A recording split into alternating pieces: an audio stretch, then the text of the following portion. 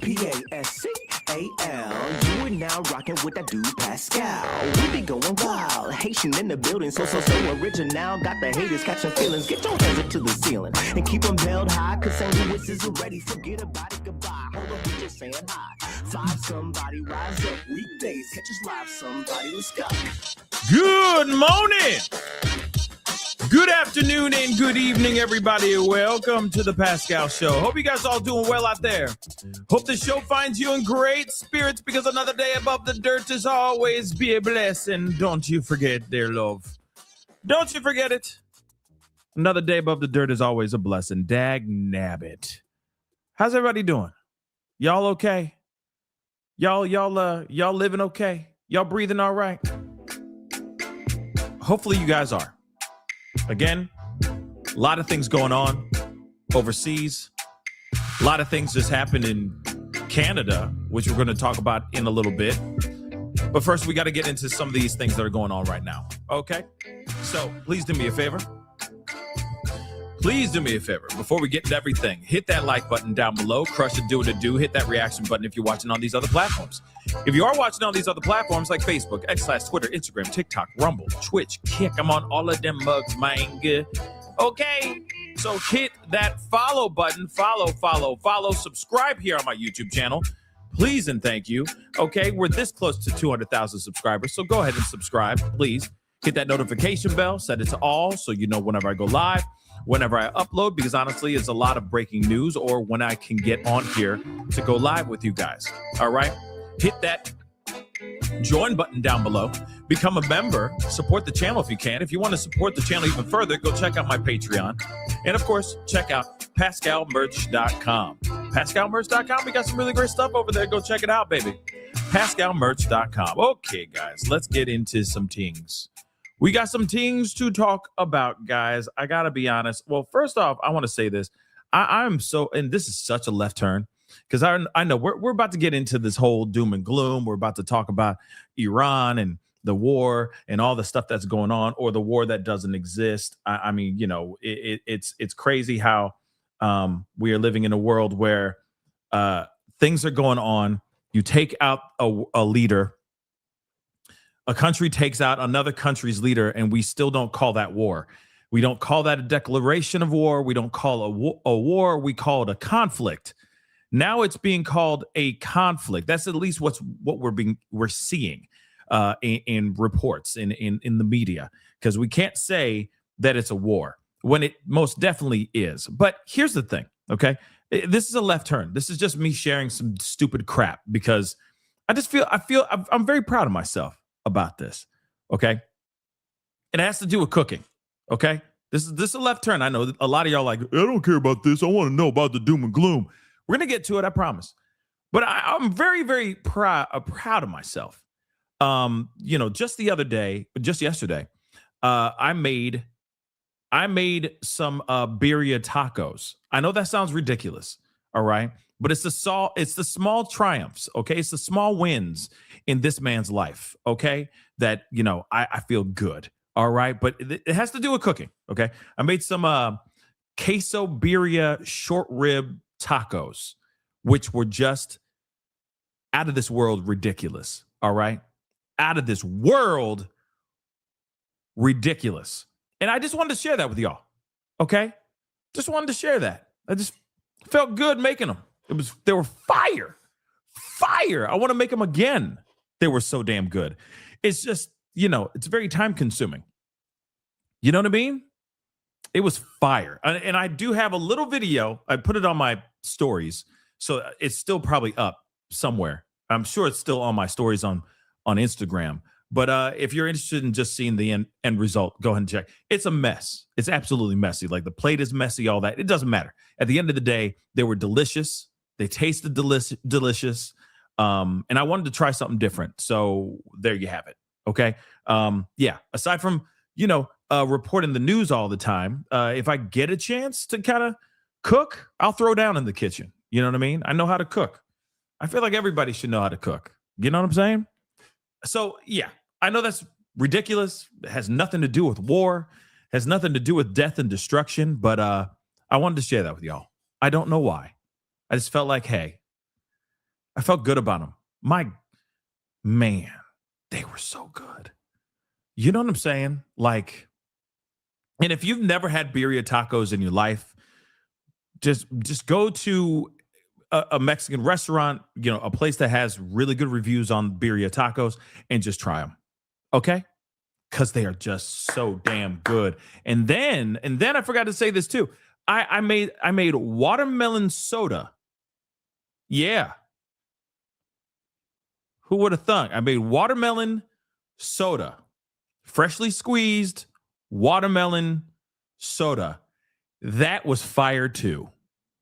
That was my dinner. Oh my God, I'm bougie as hell. I am bougie as hell.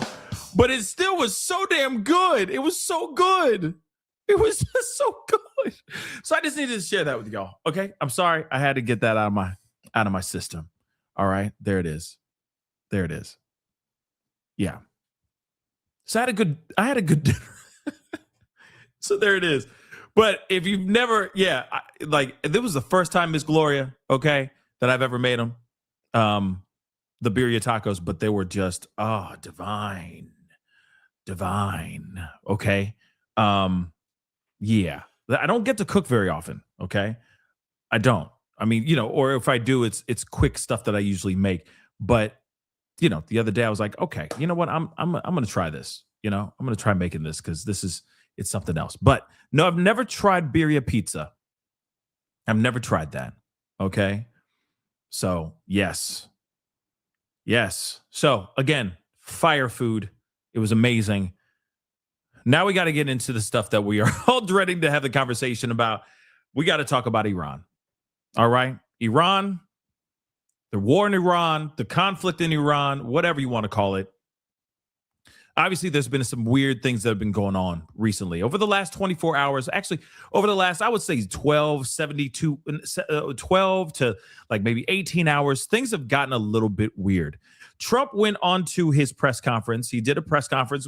If I'm correct, it was the first real one that had everything to do with the war in Iran or the conflict overseas in the Middle East. How's that? All right, because that's what they want to say. It ain't a war. It's just a conflict. All right. But something weird is going on. Yesterday in his press conference with the media, first one that he's had in a very long time, where media could ask him questions, he said a lot of different things. He said that this conflict is about to be over. We're about to wrap this thing up. They're about to hit the orchestral music and say, kick rocks, wrap it up, B. It's about to be done.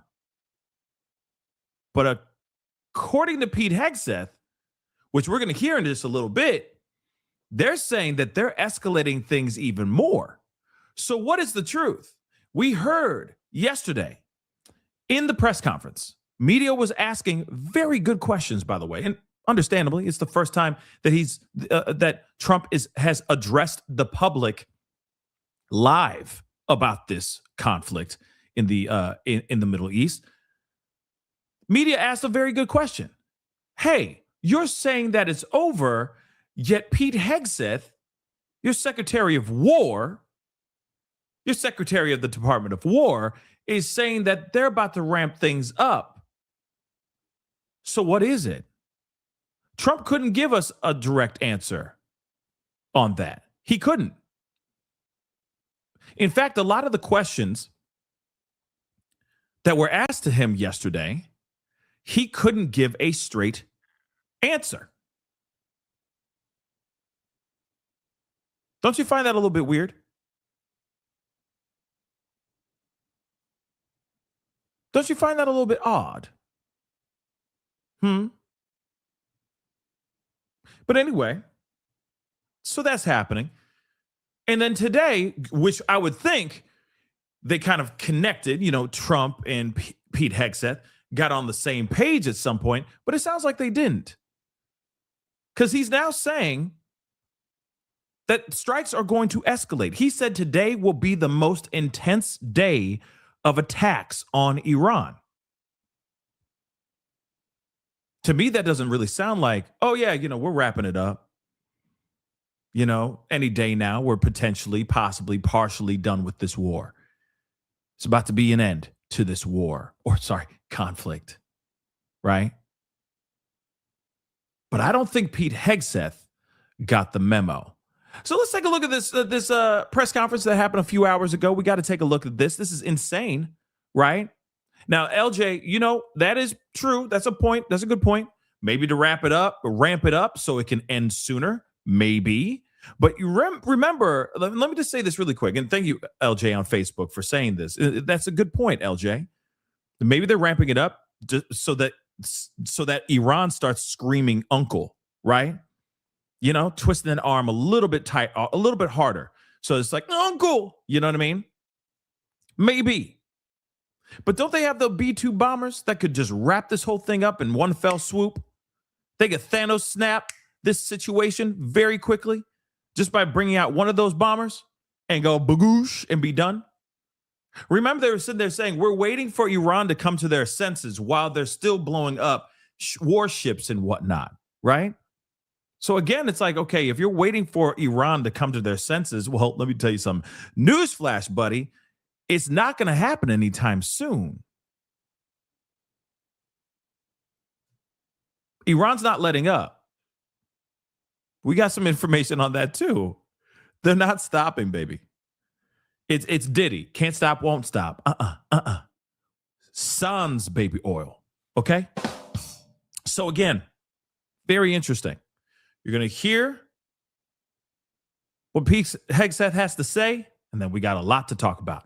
So let's rock. Oh, and then there was a shooting outside the U.S. consulate in Toronto, Canada. What in the F is going on? Okay. They randomly I just did a short on it, and I'm going to pin it to the top of the chat here in just a little bit. But two people decided to just drive by the U.S. consulate in Toronto and start blasting. By the way, this was about 4:30 in the morning, 4:30, 5:30 in the morning. So yeah, no one was there, thank God. But at the same time, these dumbasses pull up and go, woo, and just start blasting at the building. What for?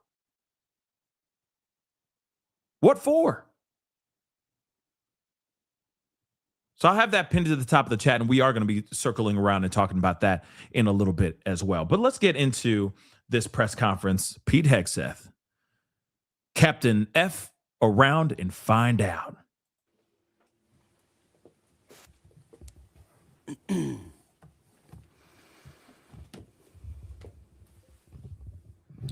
Well, to our fellow Americans, brave warriors, and steadfast allies, good morning. As someone who led soldiers in the streets of Baghdad and Samarra, Iraq, and who trained counterinsurgents in Kabul, Afghanistan, and who still carries the weight of brothers lost to Iranian terrorist proxies, many backed by the same Iranian regime we're confronting now. This fight, Operation Epic Fury, it hits home. Our generation understands this fight. For 47 years, these barbaric savages in the Iranian regime have murdered our brothers in arms, my guys, your guys, our guys, through their terrorist proxies and cowardly attacks. Now they race toward a nuclear bomb to hold the world hostage. The Iranians have targeted and killed thousands of my American brothers. That race to a nuclear bomb, President Trump will never allow it. Not now, not ever, not on our watch. The mullahs are desperate and scrambling. Like the terrorist cowards they are, they fire missiles from schools and hospitals, deliberately targeting innocents, because they know their military is being systematically degraded and annihilated. Iran's neighbors, and in some cases, former allies in the Gulf, they've abandoned them. And their proxies, Hezbollah, the Houthis, and Hamas, either broken, ineffective, or on the sidelines. Iran stands alone, and they are badly losing. On day 10 of Operation Epic Fury, we are winning with an overwhelming and unrelenting focus on our objectives, which are the same as the day I gave my first briefing here on Operation Epic Fury. They're straightforward, and we are executing them with ruthless precision. One, destroy their missile stockpiles, their missile launchers, and their defense industrial base, missiles and their ability to make them. Two, destroy their navy. And three, permanently deny Iran nuclear weapons forever. It's a laser-focused, maximum authority mission delivered with overwhelming and unrelenting precision. No hesitation, no half measures. As President Trump declared yesterday, we're crushing the enemy in an overwhelming display of technical skill and military force. We will not relent until the enemy is totally and decisively defeated. But we do so on our timeline and at our choosing. For example, today will be yet again our most intense day of strikes inside Iran. The most fighters, the most bombers, the most strikes, intelligence more refined and better than ever. So that's on one hand. On the other hand, the last 24 hours have seen Iran fire the lowest number of missiles they've been capable of firing yet. Just the bifurcation, just the trend lines that we talked about on our first briefing. You see, this is not 2003. This is not endless nation building under those types of quagmires we saw under Bush or Obama. It's not even close. Our generation of soldier will not let that happen again, and nor will this president, who very clearly ran against those kinds of never-ending, nebulously scoped missions. Those days are dead. Instead, we're winning decisively with brutal efficiency, total air dominance, and an unbreakable will to accomplish the president's objectives on our timeline. We stay locked on the target because here at the Department of War, that's our job. Now, the chairman and I, having just returned from Dover last night, our troops and their families and the enormous sacrifice that they make is certainly heavy on my mind. So I'll close with scripture, drawing strength from Psalm 144. Blessed be the Lord, my rock, who trains my hands for war and my fingers for battle. He is my loving God and my fortress, my stronghold and my deliverer, my shield, in whom I take refuge. May the Lord grant unyielding strength and refuge to our warriors, unbreakable protection to them and our homeland, and total victory over those who seek to harm them. And amen. God bless our troops and this mission. Mr. Chairman, over to you. Thank you, Mr. Secretary, and good morning, everyone. And thank you for being here. I'm here today to continue the updates to the American people and to those in the room on Operation Epic Fury. First, let me start with honoring our fallen. As the Secretary said, on Saturday and again last night at Dover Air Force Base in Delaware, our nation's leaders honored our returning fallen as they arrived home for their final time. Last week, I shared a few of the names, and today I want to share the rest. Major Jeffrey O'Brien and Chief Warrant Officer 3 Robert Marzan were the final two fallen to return home, and members of the U.S. Army Reserve's 103rd Sustainment Command out of Des Moines, Iowa. Last night, as the news has been reporting, we honored the return of Staff Sergeant Benjamin Pennington of the U.S. Army's 1st Space Brigade from Fort Carson, Colorado. When I met Ben's family last night, his mom, his dad, and his sister, they showed me a picture, a drawing that Ben had made when he was in kindergarten. It was clear all the way back then that Ben wanted to do one thing in his life, and he wanted to serve his country and be a soldier. And to the Penningtons, just know how Ben was absolutely a great one. And finally, Major Sorfleet Davies, who returned home this weekend after sadly passing away from a medical condition while on duty in Kuwait. we welcome him home as well and mourn with his family. To the families and the families of all of our fallen, we share in your profound grief. The Joint Force remains eternally grateful for your sacrifice and the gift of a great example that your service members have given all of us. I want you to know that their names will never be forgotten, and you and your family are part of our Joint Force family forever. Let me talk a little bit about the progress thus far, acknowledging that Admiral Cooper will likely continue to give updates from CENTCOM. As the Secretary said, we're in the 10th, moving into the 11th day of Operation Epic Fury. The Joint Force remains focused on 3 military objectives: continue to destroy Iranian ballistic missiles and drone capability in order to prevent attacks on the U.S. and others throughout the region. And this means attacking launch sites, command and control nodes, stockpiles before they can threaten our personnel, our facilities, and our partners. Second, we continue to strike the Iranian Navy and their capabilities in order to do things like sustain movement through the Straits of Hormuz. And third, we continue to start working on and going deeper into Iran's military and industrial base in order to prevent the regime from being able to attack Americans, our interests, and our partners for years to come and project power outside their borders. This means servicing production facilities, research and development sites, and infrastructure. Let me turn to the map. We're going to try digital today to prevent laser injury. Since our last update, CENTCOM continues to make progress across the southern flank. To date, they've struck more than 5,000 targets. U.S. Strategic Command bombers recently dropped dozens of 2,000-pound GPS penetrating weapons on deeply buried missile launchers across the southern flank. We also have struck several one-way drone factories to get at the heart of their autonomous capability.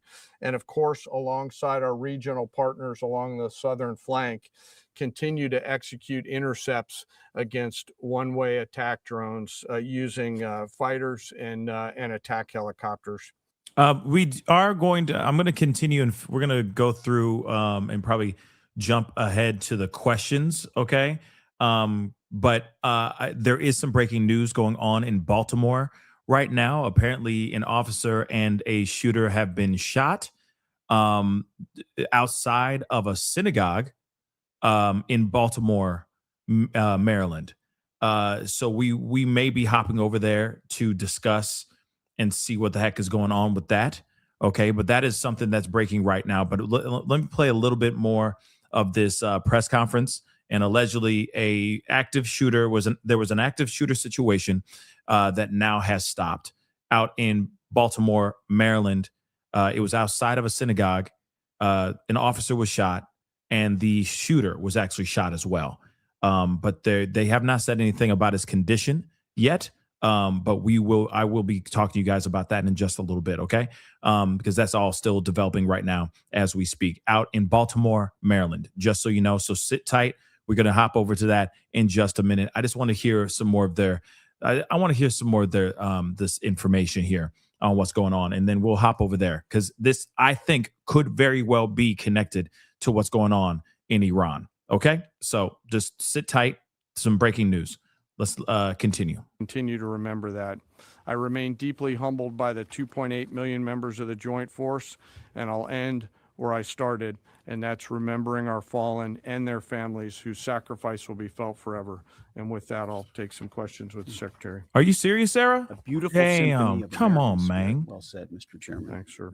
And I will just note that no other country in the world is capable of executing what the chairman just described, day after day, night after night, unrelenting. Well said. Thank you. Yes, sir. Alexandra Ingersoll, One America News.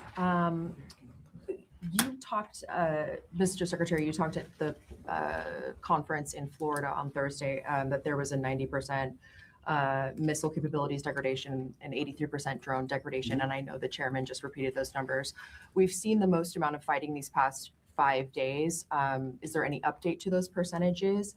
And also, are you able to give any quantification of degradation to the enemy's nuclear capabilities yet?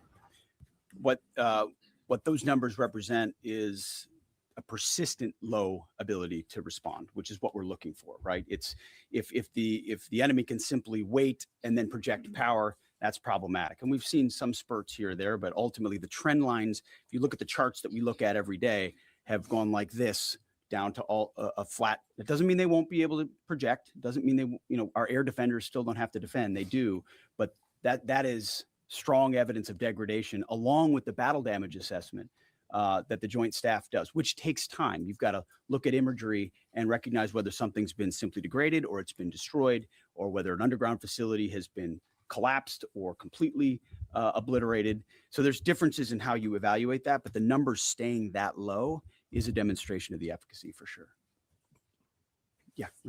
Thanks, Mr. Secretary. There's been reports that the new leader of Iran has been wounded. Do you know if this is true and what his condition is? And then another one, President Trump said he had a really good call with President Putin yesterday. Yeah, Will what's all Russia that be aiding about? us in this conflict? And can you share anything on that? What's that about, Well, the baby? president, as I've said before, maintains strong relationships with world leaders, which creates opportunities and options for us in very dynamic ways. So the president said it was a good call. I was not on it, but those that were said it was a strong call, reaffirming hopefully the opportunity for some peace in Russia, Ukraine, and also a recognition that as it pertains to this conflict, they should not be involved.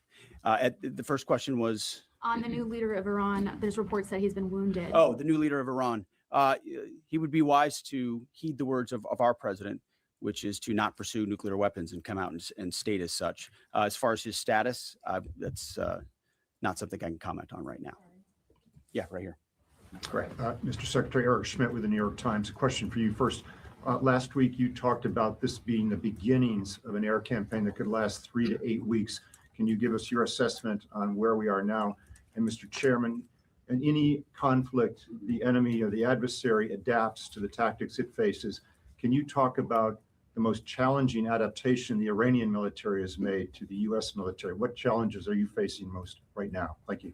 Hold on real quick. He said 3 to 8 weeks. And Trump yesterday just said, hey, we done.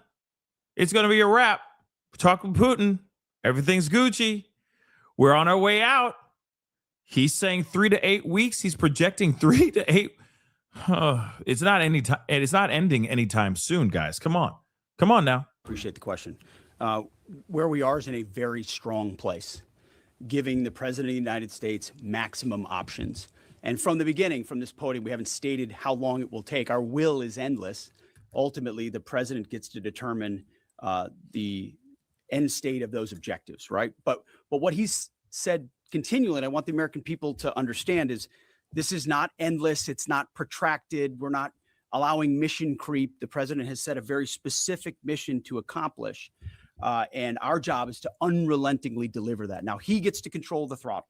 He's the one deciding, he's the one elected on behalf of the American people when we're achieving those particular objectives. And so it's not for me to posit whether it's the beginning, the middle, or the end. That's his, and he'll continue to communicate that.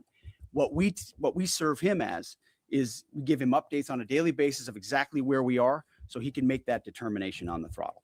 Mr. Chairman. Thank you for the question on adaptation. As you're right, no plan survives first contact with the enemy or Murphy. They're adapting, as are we. Of course, we have very entrepreneurial warfighters out there. I'd rather not, for operational security reasons, tell them what's working. So I'm not a not answer that question based on that. But we are watching what they're doing, and we are adapting faster than they are. Are they more formidable than you anticipated, General?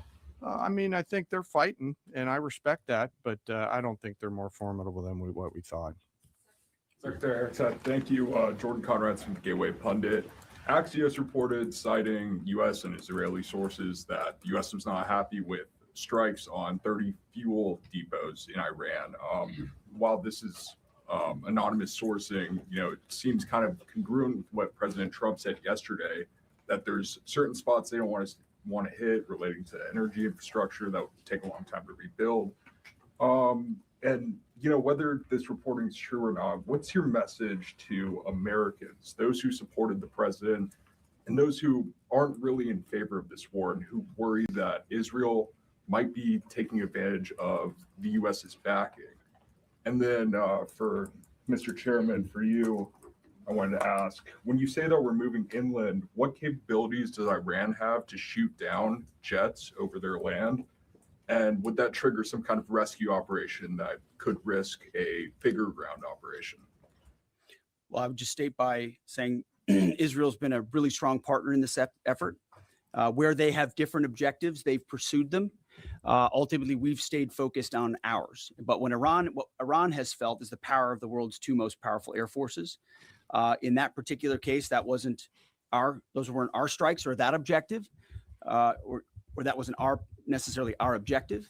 But the president has made it clear to those concerns that we're not getting pulled in any direction. We're leading. The president is leading. He's determining where we want to go, what the outcome will be, what the end state is, with a very keen eye. And I understand those concerns because I've heard from a lot of people who I went through 20 years of those wars myself, worried about getting dragged in, worried about mission creep, worried about nation building or democracy expansion. That's never the perspective the president has pursued on this. Just because previous presidents and previous secretaries have decided to just pour more resources and more people in toward some unguided end state, doesn't mean that's the way the world needs to look today. In fact, the American people voted for a different approach. But what the president also stated from the beginning was Iran can't have a nuclear weapon. And it's one thing to say it. It's easy to say. Anybody can say that. I mean, Barack Obama said that. But to do something about it takes courage and resolve. But in that courage and in that resolve, you can also be very scoped in what you're trying to execute to ensure that the sacrifice of Americans, American treasure, American lives, all of those properly meet the objective that you're trying to accomplish. And certainly, as someone I talked out front about what the Iranians have done to our generation, yes, we're clear-eyed about it. But my job is to keep it scoped, given the directive of the president to accomplish the mission. Thank you for the question.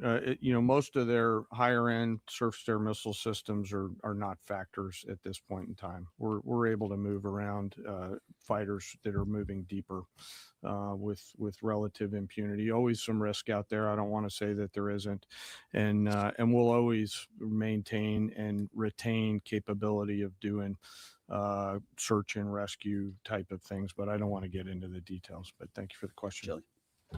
Thanks, Mr. Secretary. President Trump told our team on the ground early this morning that the thing that has surprised him the most during the course of this operation so far has been the Iranian regime attacking countries that are not attacking them. I'm curious if that surprised you as well. And General, curious if you are open to the possibility of escorting vessels through the Strait of Hormuz, and if you could describe some of the challenges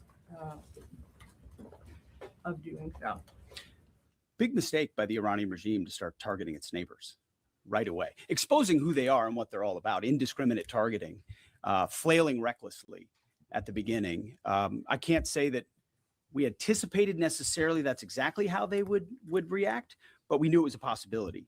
And I think it was a demonstration of the desperation of that regime then and that regime now, that they still think their pathway out is to try to alienate their Arab partners even more, who've instead decided to come to us and have been willing to go on the offense, have been giving us access, spacing, and overflight in a new partnership that will continue to remake the region the way that President Trump did with the Abraham Accords. So you're pushing those countries in our direction to support this effort, further alienating Iran. And I think it's worth underscoring. I see in the media banners that say, war expanding or war spread. It's actually the opposite. It's actually quite contained, and more of those countries are coming on side, recognizing that you can't live under a conventional umbrella with nuclear ambitions with a radical regime like that. Again, properly scoping the objectives in the process. And then you want to talk about the Strait? Sure. On the potential, if tasked to escort, we'll look at the range of options to set the military conditions to be able to do that. And then, like we always do with every potential mission, come to the Secretary and the President with both what are the resources required, what is the command and control required, and what are the risks, and how do we mitigate those risks. So we're looking at a range of options there, and we'll figure out how to solve problems as they come to us. But I would reiterate also to add to what the chairman said, the truth the president posted last night about that, saying if Iran does anything to stop the flow of oil within the Strait of Hormuz, they will be hit by the United States of America 20 times harder than they have been hit thus far. He goes on to say, death, fire, and fury will rain upon them. You've seen the truth and read it, but he takes very seriously the condition of that straits. We have capabilities that no other nation on earth has, and we're certainly working with our energy partners across the administration to control for that. That's part of that scoping of this. The world needs to understand this doesn't have, this isn't intended to be, nor is it something that will expand. We know exactly what we're attempting to achieve here, scoped properly, and the American people can count on that for sure. Thank you so much, Secretary Hegseth. President Trump has long said that he wants to minimize the loss of life in war, which wherever it occurs in whatever country, which so many people obviously appreciate. Can you detail the specific measures the Pentagon is taking to minimize civilian casualties and strikes inside Iran? And secondarily, is the Pentagon prioritizing replenishment of precision-guided munitions, long-range strike weapons, or air defense interceptors? And can you share any details on which systems are being prioritized? Yeah, seeing it from the inside every single day, including this, no nation takes more precautions to ensure there's never targeting of civilians than the United States of America.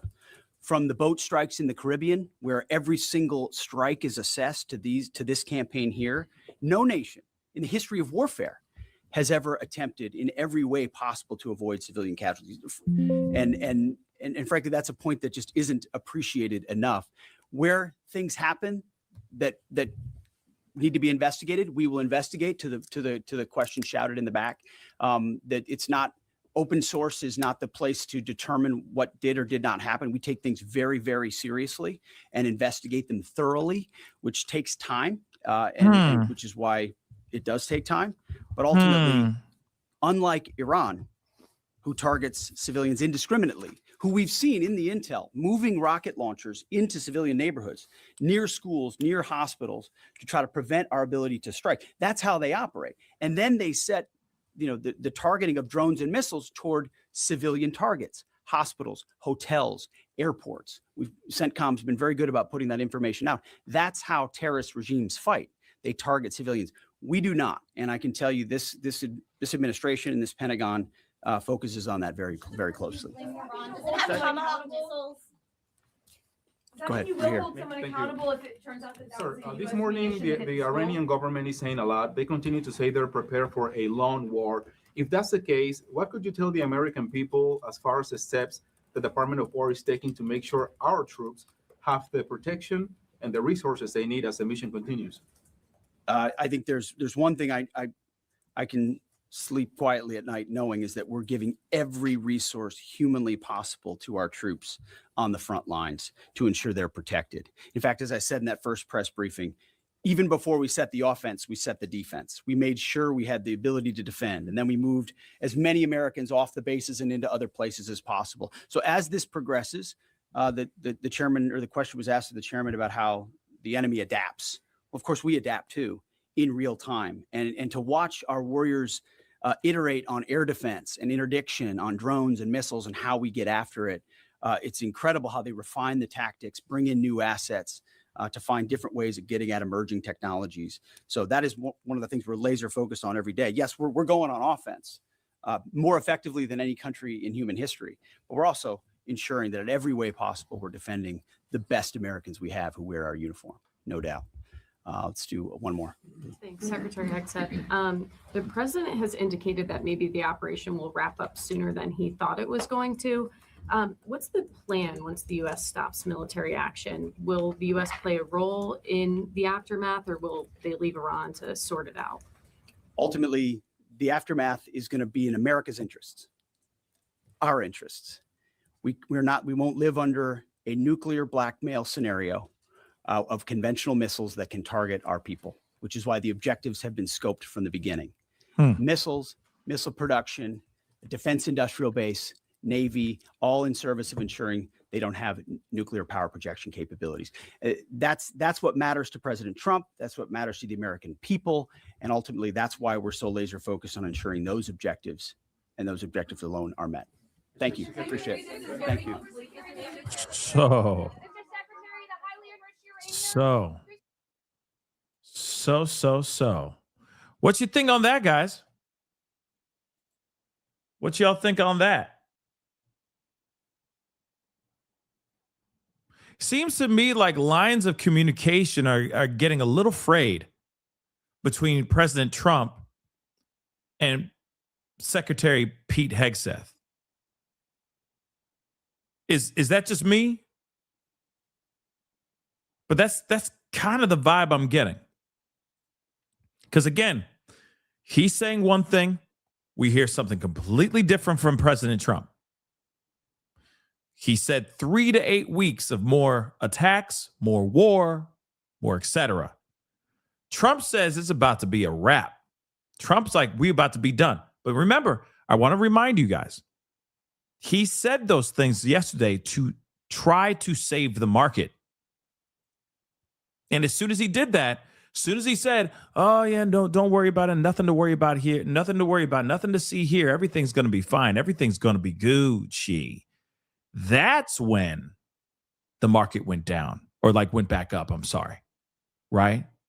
And the actual price per barrel of oil actually went down. It skyrocketed, and then within that same press conference, it dropped so fast. So he was just talking, it seems like. I think he was just saying things just for show.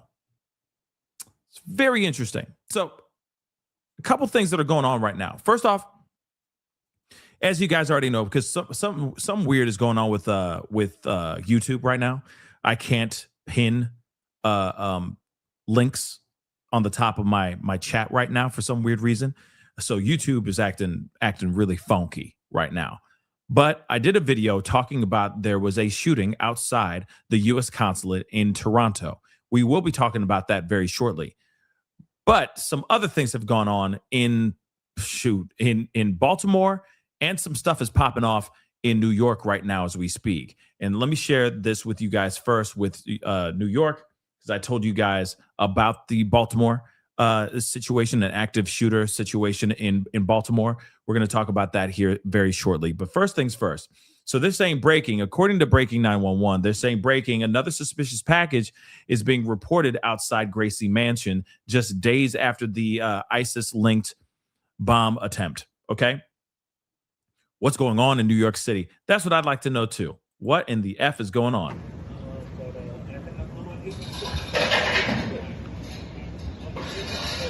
And this is happening right now as we speak.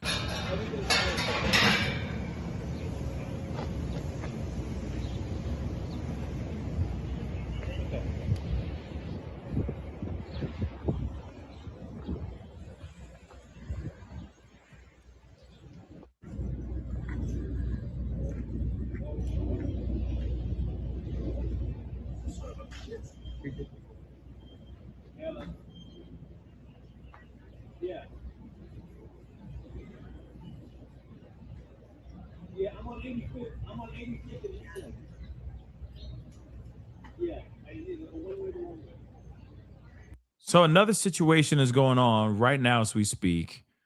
Trying to figure out what the hell's going on. This is absolutely insane.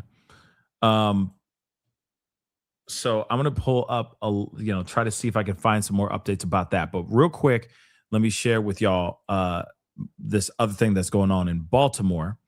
And I'm trying to see if there's any new updates in regards to that. So give me a second. I'm just refreshing a few searches here. But this is according to Fox News. Let's take a look at this. They're saying a police officer was shot and hospitalized. Suspect, shot as well in active shooter situation. So Baltimore police officer and a suspect were both hit, like I told you guys before. There's reports of 2 officers being shot. There's reports of 3. I've only heard so far that 1 has been hit. Okay. So this was an active, shooter incident in Baltimore. The incident took place at 6200 Park Heights Avenue in Northwest Baltimore, police said. An officer has been shot and transported to shock trauma Baltimore police said in a post on X. A suspect was also shot. Avoid the surrounding areas. More information will be provided as it becomes available. And this all happened outside a synagogue. Okay, so at the Agudath Israel of Baltimore. Okay, and I'm not even going to try that one, but two different synagogues apparently. Okay. So again, this happened right outside those synagogues. What the hell's going on? So you got a shooting that happened in Toronto outside at the U.S. consulate building. Okay. Then you have this shooting that happened outside of two different synagogues.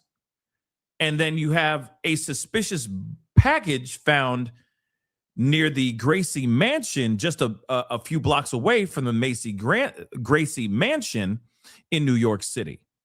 All of this is happening around this, well, not all at the same time. These two incidents in Baltimore and New York City are all happening pretty much at the same time of each other. What happened in Toronto happened earlier this morning. So we will be talking about that shortly, but this is what's breaking right now as we speak. So just give me some grace. Because I'm trying to get as much information as I can about everything that's going on. Okay. First things first, we'll go over to the active shooter situation first, because there are some reportings from Fox about that right now. I'm Stephanie Quinu, and we are following breaking news out of Baltimore, Maryland, where there's an active shooter situation. We now have some live looks that we want to get to. This one is a little bit shaky, but I did want to share it with you as the photographer is on the move. This is specifically in the 6200 block of Park Heights Avenue, and it does look like we perhaps have another live look right here. I'm just working to confirm that, yes. Okay, so we have another look right here. This is a more stable shot right here. So we're going to transition to this. You can see a very active situation here on the ground as several law enforcement patrol cars are there on the street. So this is the 6200 block of Park Heights Avenue, where this active shooter incident is underway. According to Baltimore police, the very latest is that an officer has been shot and transported to shock trauma. A suspect, they say, was also shot. So they're asking everyone to avoid these surrounding areas. It does look like this is as close to the scene as police are allowing people. As you can imagine, safety is paramount, and that is why they're not allowing the media to go right up to the scene, as they're asking everyone to avoid these particular areas. And you can see that the police have blocked off some of these roads right here, and more arriving with their lights on as they are responding to this breaking news of an active shooter incident in the 6200 block of Park Heights Avenue. The very latest, if you're just joining us at this hour right here on Live Now from Fox, is that a police officer has been shot, transported to shock trauma. That's according to Baltimore police. And they say a suspect was also shot. We continue to see ramped up police presence here as these vehicles are driving down the street with their lights on, and the photographer once again panning an unmarked vehicle now also arriving at the scene. What we did was this: the Baltimore police publicly has shared this address, which is 6200 block of Park Heights Avenue. We entered that into the computer, and what came back was a local synagogue at this area. Baltimore police have yet to release additional information, but we do know that a suspect has been shot as well as a police officer. At this point in time, we do not have the conditions of the police officer or the suspect. We also don't have any identification or information, any details in terms of what may have led to this shooting. What I'm going to do is this: as we like to give you the live sights and sounds, we're going to raise the audio of this live feed.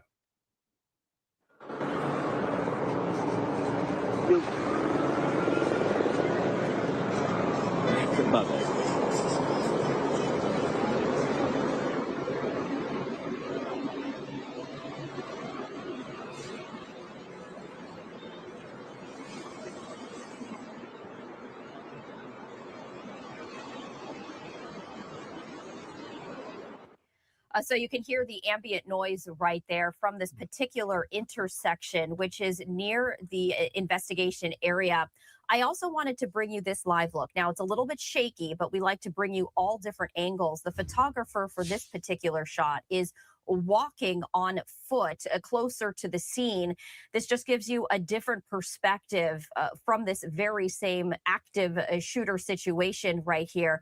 It looks like they're about to go on the sidewalk, but you can see even more emergency vehicles here. We see that there is a fire truck. We also see some of that crime scene tape as the photographer has set up the camera on the ground, giving you a different perspective. The different buildings in this neighborhood right here. And we do see a lot of police vehicles. We also see what looks like perhaps a residential area, at least from the standpoint of where the photographer is sitting. It looks like these are homes here in the area. We do see that fire truck that says the city of Baltimore as the camera is currently setting up. And you can actually see some of these armored vehicles lined up. This is Pinckney Road right there in Baltimore. Wanted to make sure that we had that correctly. But this does look like what appears to be a residential neighborhood. You can see the speed limit is 30 miles an hour. So it does look like maybe some of these smaller roads right here, as we see a very heavy law enforcement presence here at Pinckney Road. The actual situation itself was in another particular area, and that was Park Heights Avenue in Baltimore, Maryland. So this looks like it's adjacent to that scene. Police are asking everyone to avoid these surrounding areas. So this appears to be as close to the scene as police are allowing the media. You saw that yellow crime scene tape right there. So there is a perimeter, as we do see very heavy police presence. And this armored vehicle right here, you can see some of those masts raised. That is to allow for better communication signals right there. It looks like perhaps this particular live look has frozen, but we do have this other angle right here. This is in a different vicinity as police continue to block off some of the roads as they're asking people to avoid these surrounding areas. So we do see that, police have stationed themselves in this particular intersection. A number of cars. We've also seen a lot of vehicles, both marked and unmarked, driving, responding to this breaking news scene. So we did want to bring that to you. This is from our Fox Baltimore team right here, also sharing that breaking news that an officer has been shot and transported to shock trauma while the Baltimore Police Department is on the scene of an active shooter incident. And we did want to share that very latest with you. Now, we have been keeping a very close eye on the Baltimore Police social media platforms. As of now, they have not indicated as to when they may be providing new information. Oftentimes, there might be a briefing at the scene, but this is the initial social media alert that they sent out moments ago. And if you're just joining us here on Live Now from Fox, I did want to read that to you. It says BPD is on the scene of an active shooter incident in the 6200 block of Park Heights Avenue. An officer has been shot and transported to shock trauma. A suspect was also shot, and they're asking people avoid the surrounding areas. More information will be provided as it becomes available. They also provided a photograph of that particular area. That was this intersection that we actually had some live video of, and that's the intersection that Baltimore Police has used as a photo from this scene. That live look has since come down from our station. However, we do bring this to you, and we've seen a lot of law enforcement officers at this particular intersection in Baltimore. It looks like perhaps, vehicles possibly being turned away right here, but we did want to share that with you. We're continuing to get updates and the very latest from our Fox affiliate there in the area. We do know that they are sending a media crew to this scene. It's a little unclear as to exactly when they intend on arriving, but we did want to share that with you. As they're on the scene, oftentimes they're talking with police officers, they're speaking with detectives. detectives and investigators gathering more information. A very fluid situation as it is unfolding as we speak. So not much information, although according to our Fox affiliate, and I just refreshed their website page, this is the Fox 45 news team, they now say that 2 police officers have been shot and transported to shock trauma. This is So it's 2 now. Okay, it is 2. Damn, y'all. courtesy of WBFF. So that's the latest that they have. We've been combing our Baltimore police social media platforms. The information that they have, the very latest, is that 1 officer has been shot. However, our local affiliate has indicated 2 police officers have been shot and transported to shock trauma while the Baltimore Police Department is on the scene of an active shooter incident. According to officials, this is from our Fox affiliate, it says that officers suffered non-life-threatening injuries. So that is new information that we are getting from our Fox affiliate right there, courtesy of WBFF, as this is a live look from the scene. And at this hour, we continue to see some of those emergency responders arriving there at the scene. The camera now on the move, and you see the photographer right there carrying the camera. It looks right now pointed to the sky as they set up and reestablish this shot, as this continues to be a breaking news situation. So as they get situated right there, bringing you back to this social media post from Baltimore police stating that they are on the scene of an active shooter incident in the 6200 block of Park Heights Avenue. They say an officer has been shot and transported to shock trauma. According to our local Fox affiliate, they say that 2 officers have been shot, suffering non-life-threatening injuries. Police say that the suspect was also shot as well. So continuing to gather more information right here, we do have a live look of the scene that we brought you. That photographer was reestablishing their shot. So they were getting the camera and, we couldn't actually see the particular scene. It looks like they are working to reestablish that live look from Baltimore.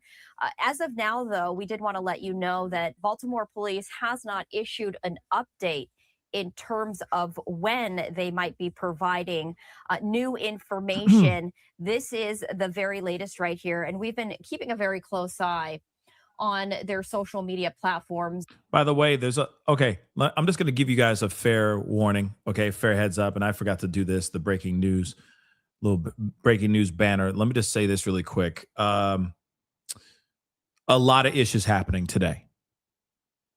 Just so you know. So we might be all over the place today. I'm sorry.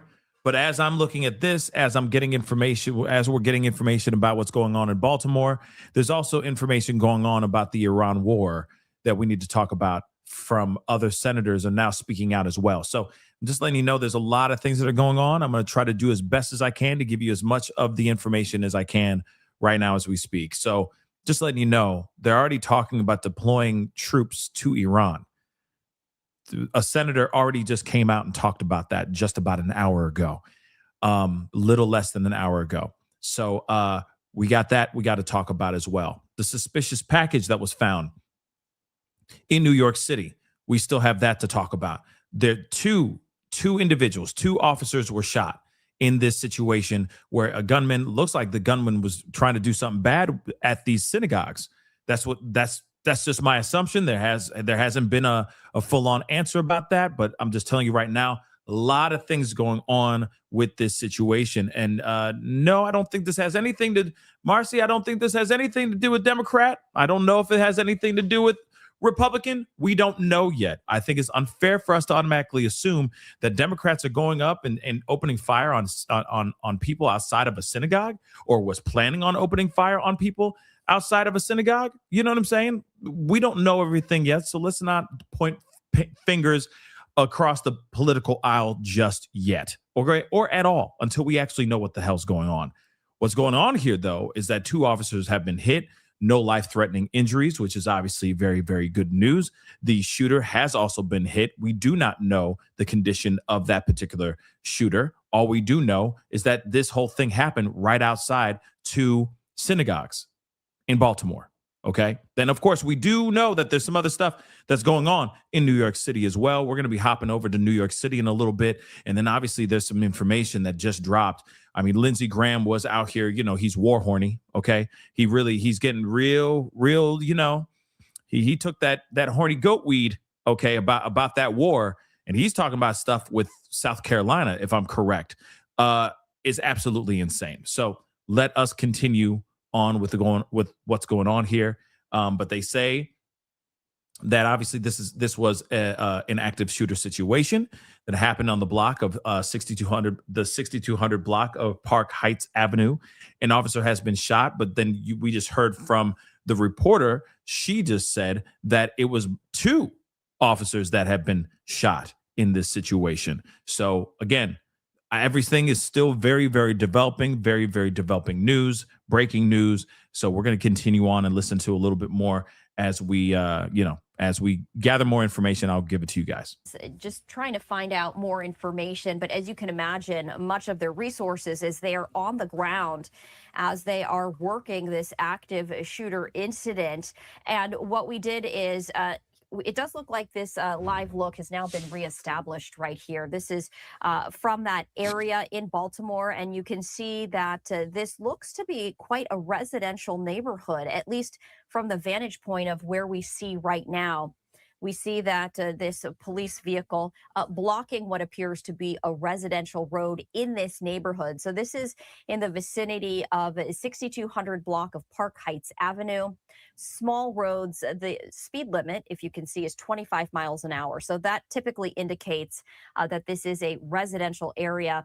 We also see that a police officer is there patrolling the scene. And as we started with this breaking news, and we've been bringing you these live looks, we've seen quite a heavy police presence with individuals on foot as well as in armored vehicles and patrol cars. So we are anticipating perhaps an update of sorts in the coming hours from Baltimore police. But according to our Fox affiliate, WBFF, 2 police officers have been shot, transported to shock trauma as Baltimore police continues to be on the scene of this active shooter incident.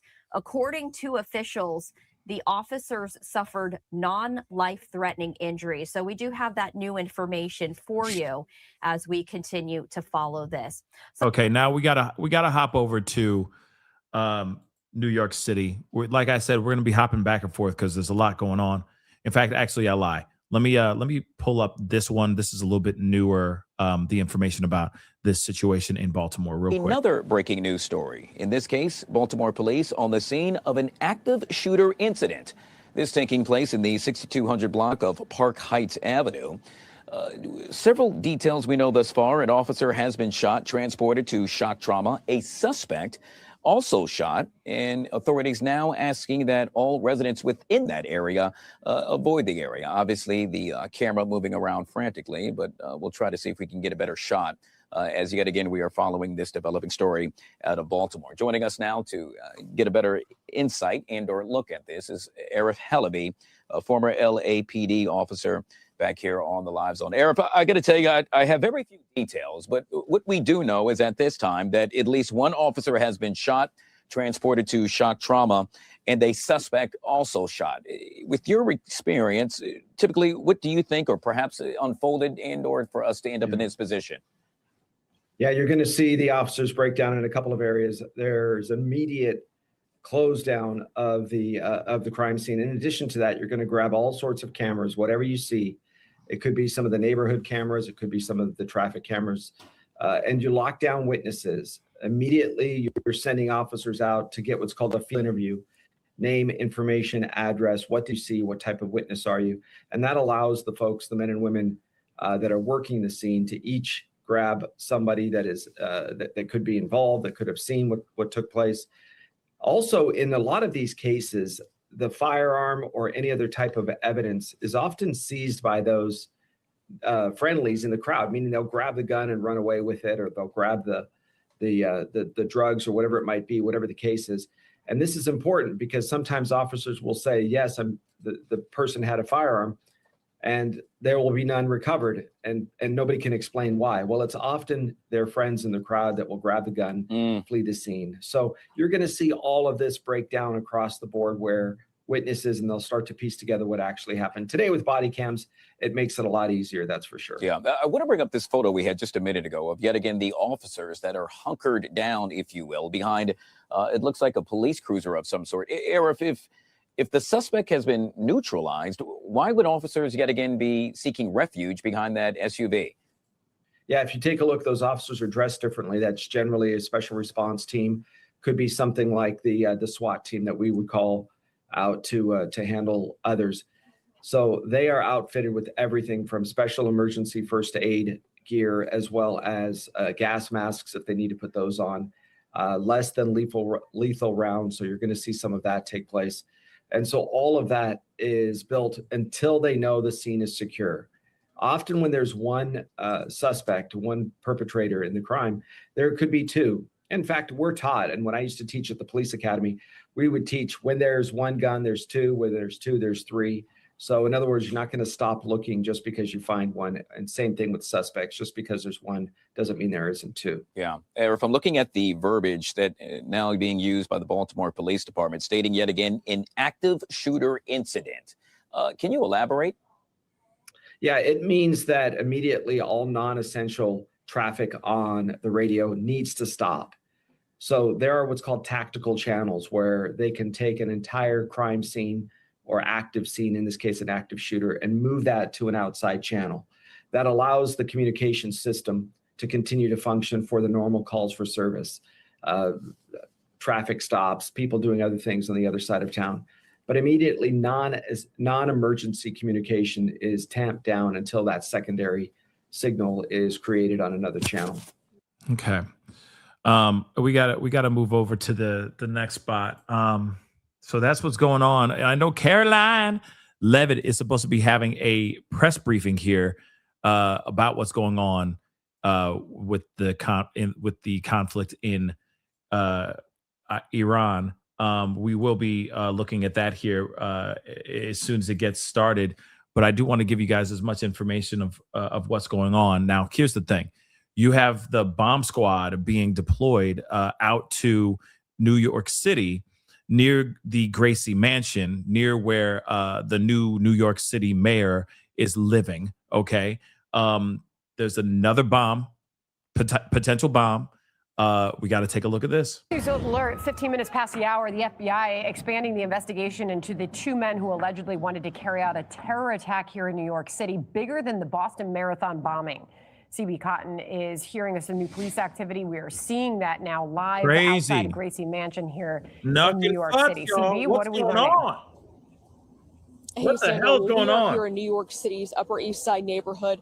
We're actually a couple blocks down from Gracie Mansion, which, yes, is the home of New York City Mayor Zohran Mamdani.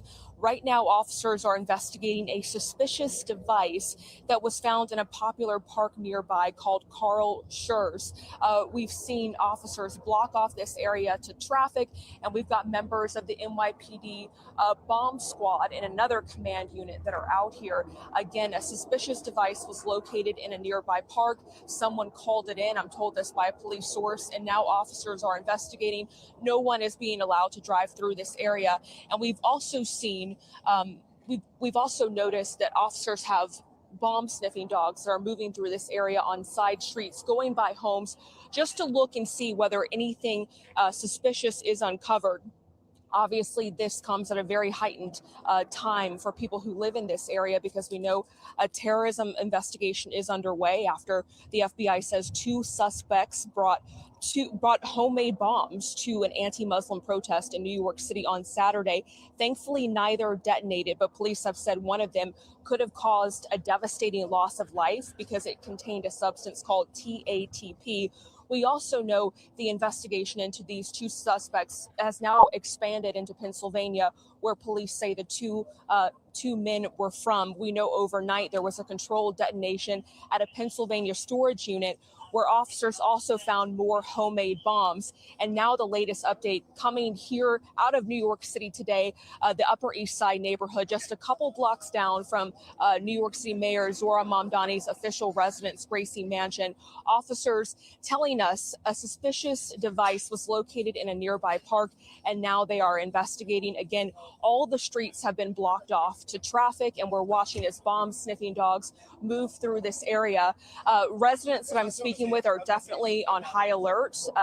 They're concerned and they're confused. Right now, we don't know whether this package that was noticed in the park is anything serious, but certainly officers have every reason to take it seriously and thoroughly investigate this because, again, on Saturday, police say two suspects brought homemade explosives to an anti-Muslim protest. We know those suspects are now facing federal terrorism charges. They had their first appearances in court yesterday, and they are due back in court again early next month. The latest here on the ground is that officers are diligently looking through this neighborhood to see what this suspicious device may be and whether they need to start evacuating residents from this area. Okay, CB, on the scene there. As more details come in, we'll certainly get back to you. CB, as far as the, proximity, you're looking at New York City, middle of the workday, a lot of people around, obviously a lot of people concerned about what just went down there over the weekend. When do you anticipate that we'll be getting any more formal details from the New York Police Department on this? Any sort of presser planned?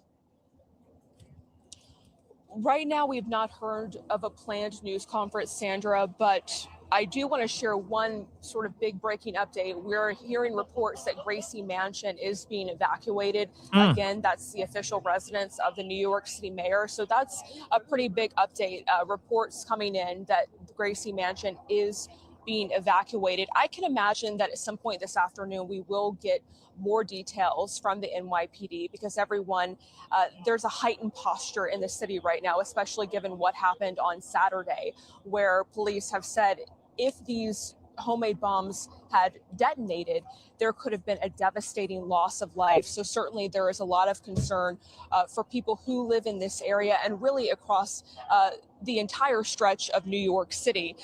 Right now, I can just see, Sandra, here on scene that more officers continue to arrive. They've got caution tape up. They're blocking off every single street. And it looks like the investigation at this point is stretching for at least probably nearly 10 blocks. It seems like officers are really leaving no stone unturned when it comes to thoroughly investigating this. And it all comes after we know two suspects from Pennsylvania now face those federal terrorism charges for bringing homemade bombs here to the city. Reiterate, due to a suspicious package, East End Avenue between 85th and 87th Streets, as well as East 86th Street between York and East End Avenues, are closed now. They are reporting the police department to vehicular and pedestrian traffic, and also Carl Schurz Park, just adjacent to there, is closed at this time as well. So we are watching and monitoring all this activity. CB, you're there. We'll check back in with you shortly. Thank you very much. Crazy. We got crazy shutdowns going on right now. We got a lot of activity going on as we speak. There is a press conference that's going to be happening here fairly soon with Caroline Levitt giving us some updates on what's going on with the Iran war. So yeah, this is absolutely crazy. But I want to show you guys some live footage of what's going on. This is crazy. And I'm going to pull it back a little bit because there's the guy. I'm just pulling it back like 15 minutes. Dude decked out. Strange device being found. What in the F is going on? What in the F is going on? Remember what they said about sleeper cells being activated domestically in America and all that? Maybe this has something to do with that. Maybe it has something to do with Jake Lang. Jake Lang. Remember Jake Lang? Dumbass Jake Lang. Yeah, he organized a whole protest. And apparently these pieces of trash showed up, okay, a part of this whole thing. That's what happened just a few days ago. There was a protest that happened outside of, in the area near the Gracie Mansion. Okay. 2 individuals threw out these IEDs. Okay. None of them went off. Thank God they didn't know how to put together a proper bomb. Thank God for that. Okay. But this is, again, just like we're at this all over again. Let me get this banner out the way so you guys can see what's going on, and I'll put that banner up here in a second. But you guys can see, I mean, they're there. Something's up.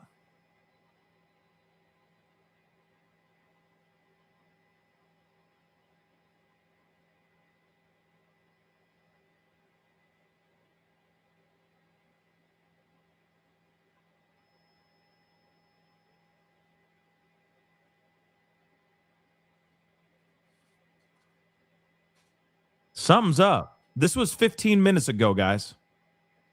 About 15 minutes ago. We'll hop over to the live, like where we are live, but I wanted to show you guys a little bit of the activity of whatever the heck they're doing here. Again, don't forget to hit that like button down below, please and thank you. Okay, don't forget to hit that subscribe button. Subscribe. We're just getting as much information as we can. It's been today's a cluster F of all kinds of stuff going on today.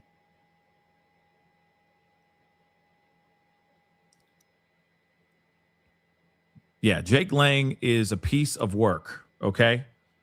He pulled up with a U-Haul.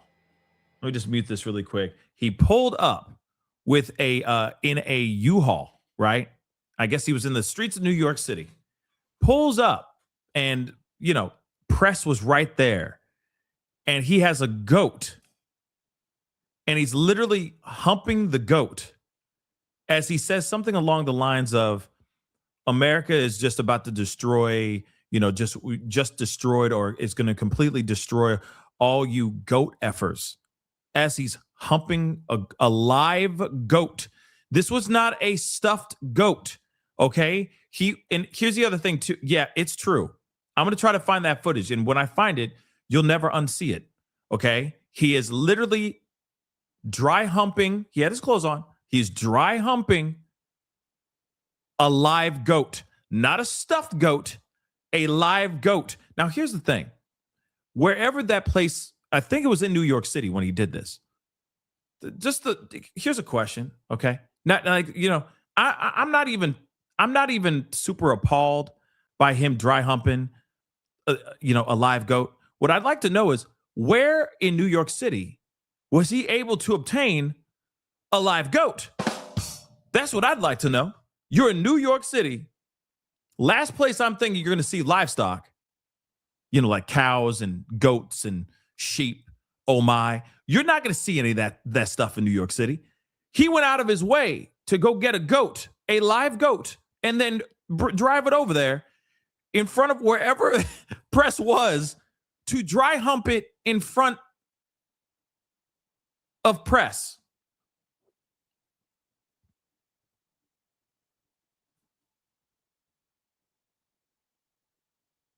They're like, I'm not even thrown off about him humping a goat, a live goat. I'm not. Like him humping dry humping a real, you know what I mean? Pantomiming, you know what I mean? That he's, effing it up the A. Not even appalled by that. What I'm appalled by is that he was able to get a goat. You know what I'm saying? Where did he go? Where did he go to get this goat? And how long of a drive was that for you, baby? He took a U-Haul too, because he knew for a fact he didn't want to have all that goat poop all over his own ride. So at least he used his brain to a certain extent. He's like, yeah, I'm going to go get a goat. I'm going to get a live goat. And I'm going to hump it in front of everybody. Well, I'm saying that America is going to be taking the lives of all these goat effers. But nah, bro. I'm not going to put that goat in my car. It's going to dookie all over the place. Then I'm going to have goat dookie all over my car. Nah, bro. Nah. I'm going to get that U-Haul. You feel me?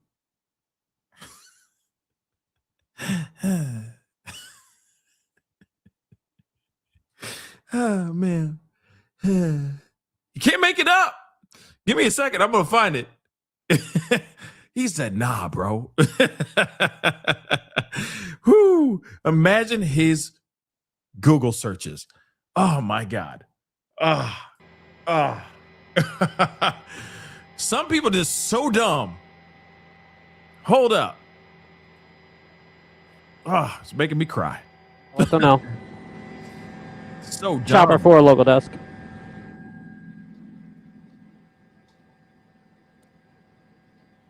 NYPD is kicking us out, and we will try to watch it from afar, but they're kicking us out of the area.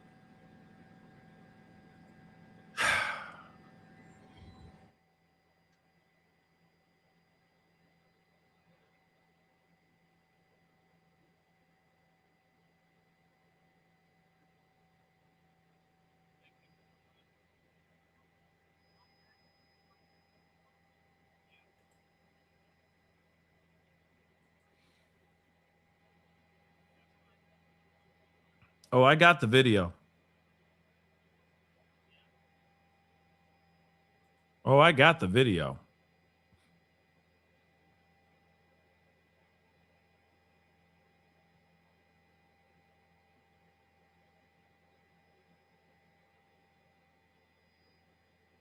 Okay, so I'm going to skip ahead because this is, 15 minutes ago.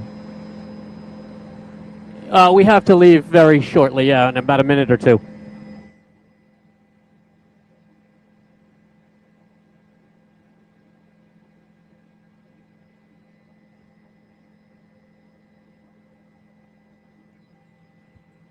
We can try. I can't guarantee it, but we can try.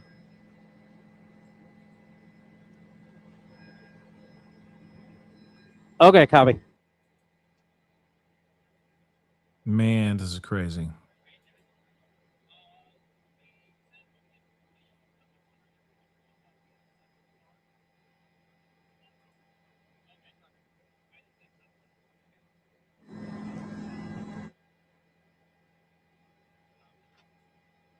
Alex, I'm not lying. On Facebook, I'm definitely not lying. Chopper 4 local desk. Okay, so let me put that ahead to the live. It looks like that live ended. Hold on. This is just dumb. So yeah, this is weird stuff going on right now. Hopefully there's another live. Yeah, it's like the feed just went out on that one. Hold on, guys. We do also have Caroline doing her press conference. But y'all gotta see this. Something's wrong with this man. By the way, he also tried to run for office. Yeah. This man needs help. Streets of New York City. Pulls up. If I'm correct, this is New York City because that looks, this must be New York City. Pulls up with a goat. Some of y'all going, y'all, man, Pascal, you cap. That's straight cap, son. No, it's real. Take a look. Come on, he's a goat fucker. Come on. And I got to cut out the music because of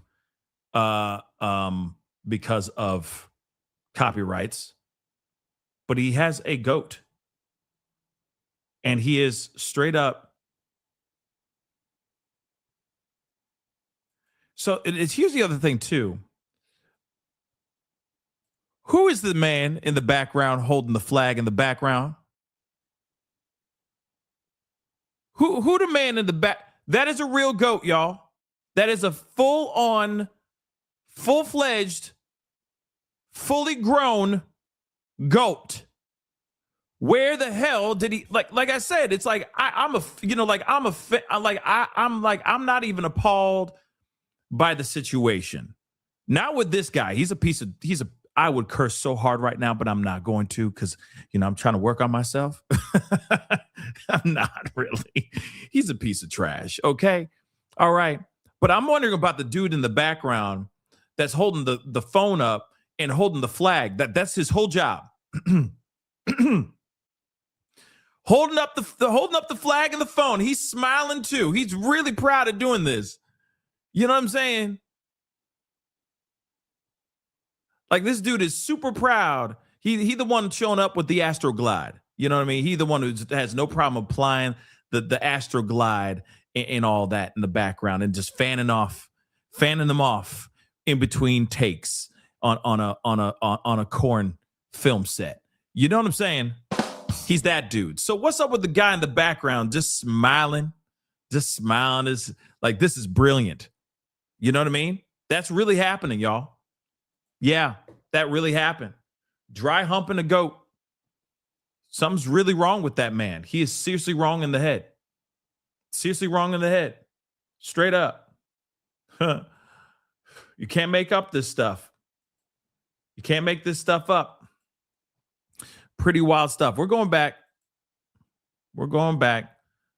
Still waiting to see if there's any more information about this. And this feed went completely out. This live feed went completely out. Hold on. Next to the city's mayoral mansion.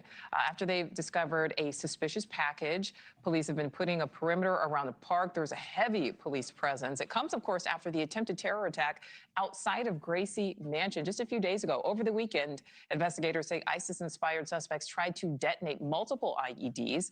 News Nation's Marcus Espinoza is live at the scene. Marcus, tell us what is happening out there.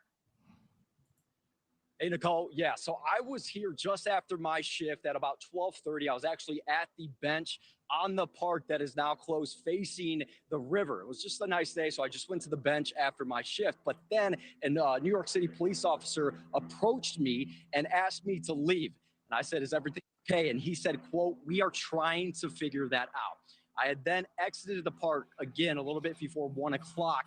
And then as I left, the perimeter expanded quickly. They then shut down these streets here. And on X, the NYPD posted that due to a suspicious package, East End Avenue between East 85th and East 87th Street, as well as East 86th Street between York Avenue and East End Avenue, are closed to vehicular and pedestrian traffic.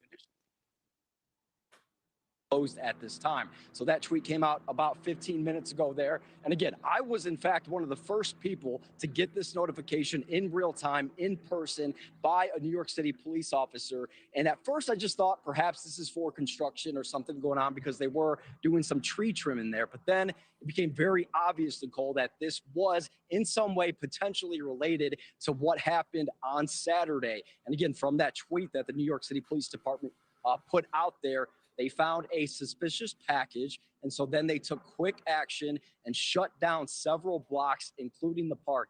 And then, Greg, if you can again turn to your left and show how close the mansion is next to this park. So I'm not sure how close the suspicious package was from Gracie Mansion, where, again, New York City Mayor Mamdani lives, but it is extremely close to the park. It's basically the park's backyard. And so you can see why they're taking this suspicious package so seriously and why they evacuated so many different blocks and streets. I have not seen any buildings evacuated at this point yet, but that perimeter within about 30 minutes was expanded all the way down to York Street, which is my left, Nicole. All right, Mark. Real quick, let me grab this super chat here really quick. And this is a good question. What up, Nicole? Thank you so much for the love. I appreciate it. Has Mamdani made a statement yet? He made a statement on the incident that happened a day or two ago, but I don't think he's made a statement on this one. Okay, he made a statement on the other one, like, you know, we do not stand for any type of hatred or any type of bigotry, but unfortunately, this is the other side of, like, this is the con of freedom of speech, right? Because he was, of course, saying, like, I will fight for the freedom of speech no matter what, even when it is, people gathering on the side of bad, on the side of evil. And unfortunately, that is part of the game, right? That's part of how the pendulum swings. There's pros and cons to every single thing that we have as liberties, as Americans out here. They have a right to have their voices heard, but it doesn't mean that we have to agree with what they're saying, right? But what's interesting is that the hatred and what was done here is absolutely insane. Those things, if they did go off, if they were successful and made successful explosive devices, there would be a very, very bad situation here. Okay. This would be a very bad and detrimental situation. But what's interesting right now, if you notice what's going on right now, you have people who are, say anti-Israel. You have people that are anti-Muslim. You have them now starting to react. You have a situation where they were, like this bomb, this potential suspicious explosive device that was found outside near where Mamdani is living at, okay, in the Gracie mansion. You have anti-Islamic activists, okay, that are putting out things trying to cause some trouble, right? But then you also see retaliation. It seems like you see what I'm saying? Like, we're seeing people who are anti-Israel and Muslim or anti-Jewish or whatever it may be. You're seeing them all act at the same time. What happened over in Baltimore could very well be connected to everything that's going on in Iran, right? The Muslim activists that are anti-Jewish, you see what I'm saying, etc. Anti-Israel, wanting to put pain or bring suffering to those who are Jewish.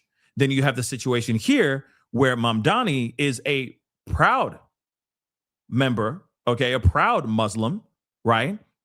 And you have this situation going on over here too, where you have people that are anti-Muslim trying to set things off, okay? And I'm not talking about Queen Latifah, okay? So again, this is some weird stuff that's going on all at the same time. You got different sides going off. Yeah, there could be sleeper cells going off, but they could be ISIS. They could be any other ones, any other activists or, tyrannical groups getting activated solely because of what's going on in Israel and with Israel and Iran. You got to understand, like, that's, Muslim against Jewish and Jewish against Muslim. You see what I'm saying? All bad happening at the same time. And now you got a leader, a mayor of New York who happens to be Muslim. You see what I'm saying? And then you see the shooting that happened outside of synagogues in Baltimore. That could be in retaliation of what happened a few days ago. God only knows. You know what I mean? Yes, like Nini, exactly. Could just straight up be a full-on chain reaction to everything that's going on right now, especially what's going on overseas. But I digress. Let us continue, because we do got to get over to Caroline and that press conference that she's having about Iran. But we're going to keep an eye on this too. Let's hear what more is going on. Marcus Espinoza live for us there in New York City. Marcus, thank you. All right, we'll stay with this topic. Bring in a set of expert voices. Former FBI Special Agent Stuart Kaplan, NewsNation border correspondent Allie Bradley. So greetings to both of you. Allie, we'll get back to you in just a moment.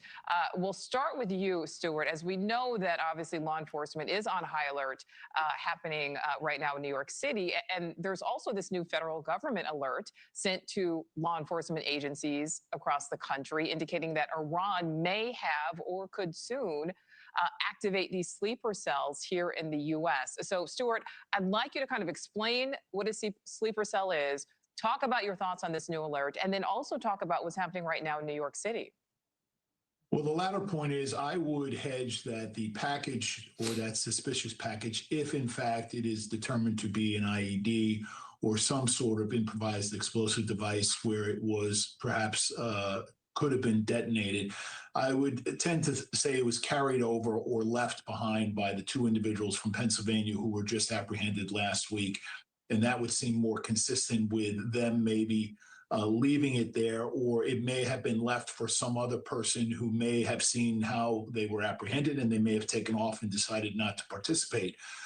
To your first question with respect to sleeper cells, look, during the Biden administration with respect to the open border policy, there is no doubt, and it was very concerning to anybody in the United States government, certainly in the counterintelligence part of our government and in our military part, that there were individuals that were coming into the United States, setting up and blending in so they would be undetected, and they may be just like these two individuals from Pennsylvania.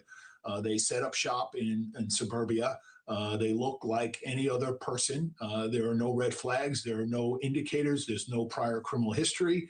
And they lay in wait until such time as they are ready to deploy whatever plot or plan they have initiated. Now, those signals may come through social media. They may come through some gaming applications. They may come through some other electronic means. But there are definitely individuals. Thank you for watching. Damn, I hate when it does that. But it is fine. We got more going on here. It's the Cuomo jump scare, everybody. It's the Cuomo jump scare. Let's get into this. We still got some live footage going on. Police trying to figure things out and whatnot. Let's take a look at all of this as well. Objectives of Operation Epic Fury. When those objectives are met, the president will dictate the end of these operations when he deems that Iran no longer poses a credible threat to the United States of America. That's Caroline talking. And it goes back to what does that unconditional surrender look like? Iran can talk all they want, and their words will be very empty when we've completely annihilated their navy, as we are doing, when we've taken out the threat of their ballistic missile capability, when we can firmly, finally ensure that they can no longer make a nuclear bomb to threaten the United States and our allies and our troops in the region. And that's what President Trump is ultimately seeking to do with respect to this operation. Jennifer. There was a shooting outside of a synagogue in Baltimore. Do you know if the president has been briefed on that? And do you have any more details on what happened? I don't, but we certainly will get you more details, Jennifer. And I don't know if the president has briefed, but I'll check on that when I get back to the Oval Office. 1 second. Sure. Thanks, Caroline. The president said yesterday for the first time that We're going to keep that. We're going to keep that, but we're going to go to the actual, whoops. We're going to go to the actual presser right now. I think we're all ready to see that. And we're going to start it from the beginning because I know a lot of us are curious about what's going on. And we still got the conversation with the senator talking about the briefing that he came out of with Trump and everything in regards to Iran. And there's they are now saying even more, it's a wrap. They're even saying now more than ever that, there's going to be some serious deployments going on here very soon. But let's see what Caroline says about all this. Let's go. Good afternoon, everyone. Let's begin with some scheduling updates. Tomorrow, President Trump will travel to the great states of Ohio and Kentucky, where he will tout his economic victories and detail the administration-wide efforts to continuing lowering prices to make everyday life more affordable for working Americans. The president will visit Thermo Fisher Scientific in Ohio and give remarks at Verst Logistics in Kentucky.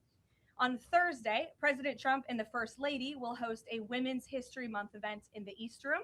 And on Friday, the president will sign several executive orders, and we will provide more details on those later this week. As President Trump shared with the American people last night, the United States military is making tremendous strides towards achieving our military objectives for Operation Epic Fury. 10 days in, this campaign has been a resounding success thus far, and America's warriors are winning this important fight at an even faster pace than we anticipated. More than 5,000 enemy targets have been struck so far.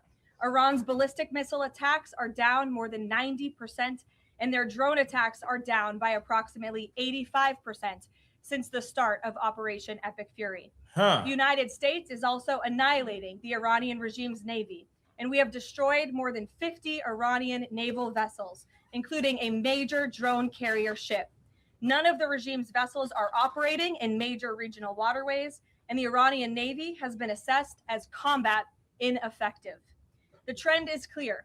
U.S. combat capabilities are increasing and growing more lethal and dominant by the day, while the Iranian terrorist regime's ability to respond has rapidly declined. Now, the U.S. military is moving to dismantle Iran's missile production infrastructure. Our incredible B-2 bombers recently dropped dozens of 2,000-pound penetrator bombs on deeply buried missile sites. Last night, President Trump reiterated his commitment toward keeping oil flowing through the Strait of Hormuz so the United States and all of our allies can receive their energy needs. President Trump will not allow rogue Iranian terrorists to stop the freedom of navigation and the free flow of energy. Let me be clear. It is a good thing to wipe out terrorists who indiscriminately target civilians and attempt to hold the global economy hostage. And President Trump should be commended for doing so. As the president made unequivocally clear to the remaining elements of this terrorist regime in his statement yesterday, if they do anything to stop the flow of oil or goods within the Strait of Hormuz, they will be hit by the world's most powerful military 20 times harder than they have been hit thus far. Moving forward, the stated objectives for Operation Epic Fury remain the same: destroy the terrorist regime's ballistic missiles, raise their Iranian missile industry to the ground, ensure their terrorist proxies can no longer destabilize the region, and ensure that Iran never obtains a nuclear weapon. President Trump remains confident these goals will be accomplished in swift fashion. As for the oil, President Trump fully expected the rogue Iranian regime to try and disrupt the global markets. That's why President Trump and his energy team have been planning for this long before the strike and have moved quickly to address these temporary disruptions. Thus far, the Trump administration has offered political risk insurance to tankers operating in the Gulf. The Treasury temporarily waived certain oil-related sanctions, and the commander-in-chief has offered the U.S. Navy to escort tankers when necessary. The president and his energy team are closely watching the markets, speaking with industry leaders, and the U.S. military is drawing up additional options following the president's directive to continue keeping the Strait of Hormuz open. I will not broadcast what those options look like, but just know the president is not afraid to use them. Rest assured to the American people, the recent increase in oil and gas prices is temporary, and this operation will result in lower gas prices in the long term. The national security objectives of Operation Epic Fury are fully achieved. Americans will see oil and gas prices drop, potentially even lower than they were prior to the start of the operation. And we will live in a world where Iran can no longer in the United States or our allies with a nuclear bomb. On another matter here at home, President Trump is urging Congress to pass the Save America Act, one of the most critical pieces of legislation in our nation's history. The Save America Act is overwhelmingly popular with all Americans because each provision is rooted in common sense. The Save America Act has 5 simple requirements as requested by the President of the United States. Number 1, voters have to show ID to cast a ballot in an American election. Very simple. 90% of Americans, including more than 80% of Democrat voters, agree with this. Number 2, the Save America Act will require all voters to show proof of citizenship in order to register to vote in American elections. Again, this is popular and rooted in common sense. Only American citizens have the right to vote in American elections. But after Joe Biden and the Democrats allowed tens of millions of illegal aliens into our country, it's more important than ever to ensure that only American citizens are registering to vote on our nation's voter rolls, and Congress needs to pass this. Number 3, the Save America Act abolishes the incredibly unsecure practice of universal mail-in ballots, which throw the door wide open for fraud. Importantly, the Save America Act maintains exceptions for Americans to use mail-in ballots like for illness, disability, military, or travel reasons. The bipartisan 2005 report of the Commission on Federal Election Reform, chaired by, of all people, former President Jimmy Carter and former Secretary of State James Baker, concluded that, quote, absentee ballots remain the largest source of potential voter fraud, and it is time for Congress to finally address this. Number 4, the Save America Act permanently bans men from competing in women's sports. President Trump signed a landmark executive order upholding the promise of Title IX and ending this dangerous and unfair practice. But now it's time for Congress to codify this into law. Number 5, the Save America Act bans transgender mutilation surgery for children. Again, President Trump signed a common sense executive order to do this and kept his promise to the American people, but now Congress needs to do the same and codify it. It's well past time for Democrats in Congress to stop perpetuating the radical and false claim that you can somehow change a child's sex. You cannot. Passing the Save America Act is the most important thing that Republicans and frankly Democrats can do to strengthen election integrity and protect our democracy. It's what the American people elected Republicans to do, and they must deliver on it as soon as possible. The president is calling on Congress to get the job done and send this historic piece of legislation to his desk immediately for signature. So with that today, I will take your questions. Benny, thank you for being here, and why don't you start us off? Thank you, Caroline. So my first question is actually about the Save America Act. So one of the biggest things that the Democrats are saying, the claims that they're making, is that the Save America Act, it would prevent married women from voting in elections or make it harder for them. What do you have to say to those claims? Is there any validity to them, and where do you think they're getting this from?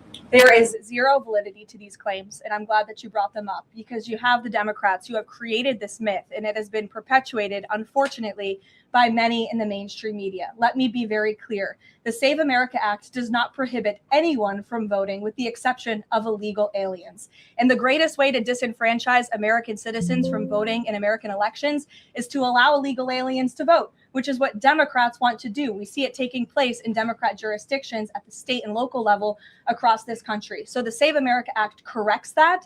And as far as married women who have changed their name, if they're already registered to vote, they're entirely unaffected by the SAVE Act. And for the small fraction of individuals who have changed their name or their address, they can still register to vote. Of course, they just have to go through their state processes to update that documentation. And this is something that the American people, married women and minorities and people all across this country who Democrats are insultingly saying cannot do this, they're already doing it every day, going to the Social Security office, going to the DMV. And I think it's frankly insulting that the Democrats are saying that there are certain groups of people in this country who aren't smart enough to update their documentation to allow them to vote. Again, this is a huge myth, and thank you for giving me the opportunity to address it. Okay. One more question about DHS. The funding issue has been 3+ weeks now. I was at the airport this morning in St. Louis, Missouri, and it was early in the morning, and one of the TSA agents, I saw she was kind of tearing up. She was crying, and I asked her, I was like, what's wrong?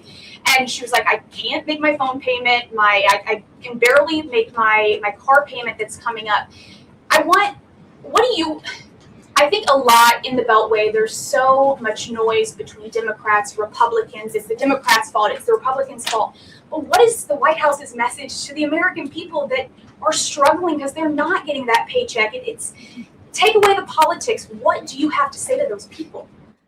President Trump wants the Department of Homeland Security. He wants TSA, he wants FEMA, he wants the brave men and women of our United States Coast Guard to receive their paychecks. And he wants this department to be fully funded and fully reopened. And so to any American out there who is struggling without a paycheck, we know there's more than 100,000 of you across the country. To any American out there who is showing up to an airport and facing incredibly long wait times and lines, call your Democrat member of Congress and tell them to fund the Department of Homeland Security. That's what President Trump wants to do. And it's completely ridiculous that the American people are suffering as a result of these partisan games that are being played by Democrats on Capitol Hill. Thank you. Steve. You said the operation was going faster than anticipated. What is your current timeline for how long the war will last?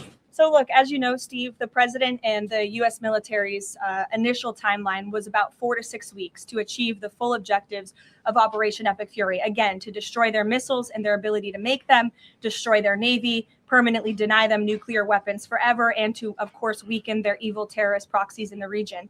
We know that the U.S. military and our brave warfighters are quickly and expeditiously executing these objectives well ahead of schedule. But ultimately, the operations will end when the commander-in-chief determines the military objectives have been met, fully realized, and that Iran is in a position of complete and unconditional surrender, whether they say it or not. Does the president still want Iran's unconditional surrender? Well, when President Trump says that Iran is in a place of unconditional surrender, he's not claiming the Iranian regime is going to come out and say that themselves. What the president means is that Iran's threats will no longer be backed by a ballistic missile arsenal that protects them from building a nuclear bomb in their country. I could make an empty threat, but if I have no actions to back it up, then it's an empty threat. And so President Trump will determine when Iran is in a place of unconditional surrender, when they no longer pose a credible and direct threat to the United States of America and our allies. Adriana. Can you explain why the Energy Secretary posted and then appeared to have deleted a post on X saying that the U.S. Navy escorted an oil tanker through the Strait of Hormuz? Yes, I was made aware of this post. I haven't had a chance to talk to the Energy Secretary about it directly. However, I know the post was taken down pretty quickly, and I can confirm that the U.S. Navy has not escorted a tanker or a vessel at this time, though, of course, that's an option the president has said he will absolutely utilize if and when necessary at the appropriate time. Something that was posted erroneously, could it be because of a staffer? What, I guess, will there be any consequences for this? I know you still have to consult, but just generally speaking. Again, I would defer you to the Department of Energy to answer that question. And if I could just follow up really quickly. Sure. In terms of oil sanctions, the president said that there would be some sanctions that would be lifted. Would those be on Venezuela, Russia? Could you give some specifics there and then timing for that as well? Sure. I know it's something that the Treasury Department and the president's energy team continue to discuss, and they will ultimately consult with the president before decisions are made. I don't have any announcements on new sanctions or the lifting of new sanctions for you today. Alex. Thank you. Reuters has reported that about 150 U.S. service members have been injured so far. Can you confirm that number and elaborate on that? I can't confirm the exact number. I know it's within that ballpark, but I would defer you to the Pentagon for a specific number of wounded or injured thus far. And then secondly, if I can, I wanted to ask about, there was a briefing on the Capitol Hill today, and some senators came out and said they were more convinced than ever that there would be U.S. boots on the ground. Senator Blumenthal said that. In fact, your reaction to that and any update on President Trump's thinking about it? Look, I would say that Democrats on Capitol Hill are clearly being quite disingenuous. 3 years ago, not a single Democrat voted against the resolution condemning Iran as the world's leading state sponsor of terror. Yet now, with President Trump as commander-in-chief finally taking the action that so many Democrats have called on the commander-in-chief to do for many, many years, to wipe out the threat of a rogue Iranian terrorist regime, now all of a sudden Democrats are playing politics with this long-standing bipartisan policy of the United States, and 53 of them in the House recently voted against the resolution condemning Iran as the world's state sponsor of terror. So I wouldn't take Democrats at their word. As for boots on the ground, the president has talked about this repeatedly. Wisely, he does not rule options out as commander-in-chief. So again, I would hesitate to confirm anything that a Democrat on Capitol Hill says right now about the president's thinking. Garrett. John, you outlined to Steve the military components of what would be involved in ending this war, but it seems like there's a political component too. The president said to Fox earlier today that he doesn't believe the new Ayatollah can live in peace. He made a variety of comments suggesting that he should be involved in picking the new Iranian leader. Is the ending of this war also contingent on Iran selecting a leader that the president finds acceptable? And if so, how is that not the definition of a regime change war? Look, as President Trump has blatantly and frankly obviously within the best interest of the United States and the West to no longer have a radical terrorist in charge of Iran, especially as we see their reaction. Hold on one Hey, second. Nicole. Yeah, so I was here just after my shift at Something about just went off. 12:40. I was actually at. Okay, bye-bye. Let's go back to that. Sorry about that, guys. Someone was just went off for some weird reason. To Operation Epic Fury. They had their missiles turned towards our Gulf and Arab partners in the region. Again, this was a regime that chanted, or still chants, death to America. We look at the way that they are holding the entire world hostage with the restricting of the free flow of energy through the Strait of Hormuz. So the president, I think, is making quite an obvious comment. Again, as for the timeline of the military operations with respect to Iran, we have objectives that we have laid out that the commander-in-chief wants to see achieved. When they are achieved, then it will ultimately be up to the president to end this operation. Okay, so I think not exactly addressing my question, though. Is that political objective also necessary for the president to decide to end this war? Look, again, I just told you the objectives of Operation Epic Fury. When those objectives are met, the president will dictate the end of these operations when he deems that Iran no longer poses a credible threat to the United States of America. And again, it goes back to what does that unconditional surrender look like? Iran can talk all they want, and their words will be very empty when we've completely annihilated their navy, as we are doing, when we've taken out the threat of their ballistic missile capability, when we can firmly finally ensure that they can no longer make a nuclear bomb to threaten the United States and our allies and our troops in the region. And that's what President Trump is ultimately seeking to do with respect to this operation. Jennifer. There was a shooting outside of a synagogue in Baltimore. Do you know if the president has been briefed on that? And do you have any more details on what happened? I don't, but we certainly will get you more details, Jennifer. And I don't know if the president has briefed, but I'll check on that when I get back to the Oval Office after this. Sure. Thanks, Caroline.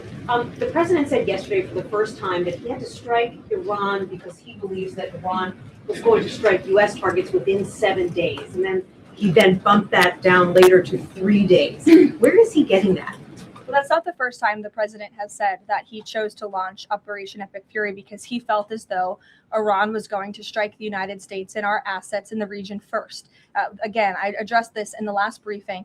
This was a feeling the president had based on facts provided to him by his top negotiators who had been engaged with the Iranian regime in a good faith effort. The Iranian regime was lying, deceiving the United States of America, clearly trying to continue their nuclear program to create a bomb that would, of course, threaten the United States of America.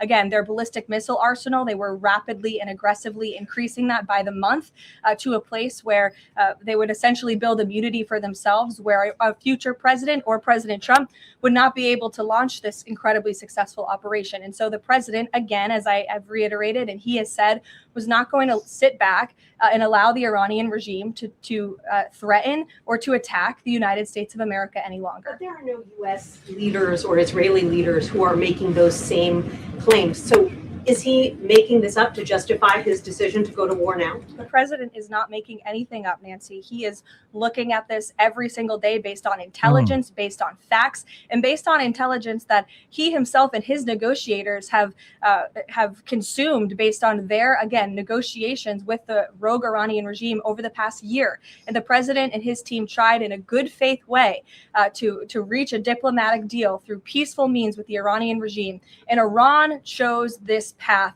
to death and destruction. Iran wanted to attack the United States of America, and the president was not going to sit back and allow that to happen. He was not going to sit back and allow that to happen, and everyone in this room should be grateful for it. John. Thanks a lot, Caroline. Two questions for you. One has to do with a follow-up to your statement that you made at the beginning of the briefing regarding the Safe America Act. Sure.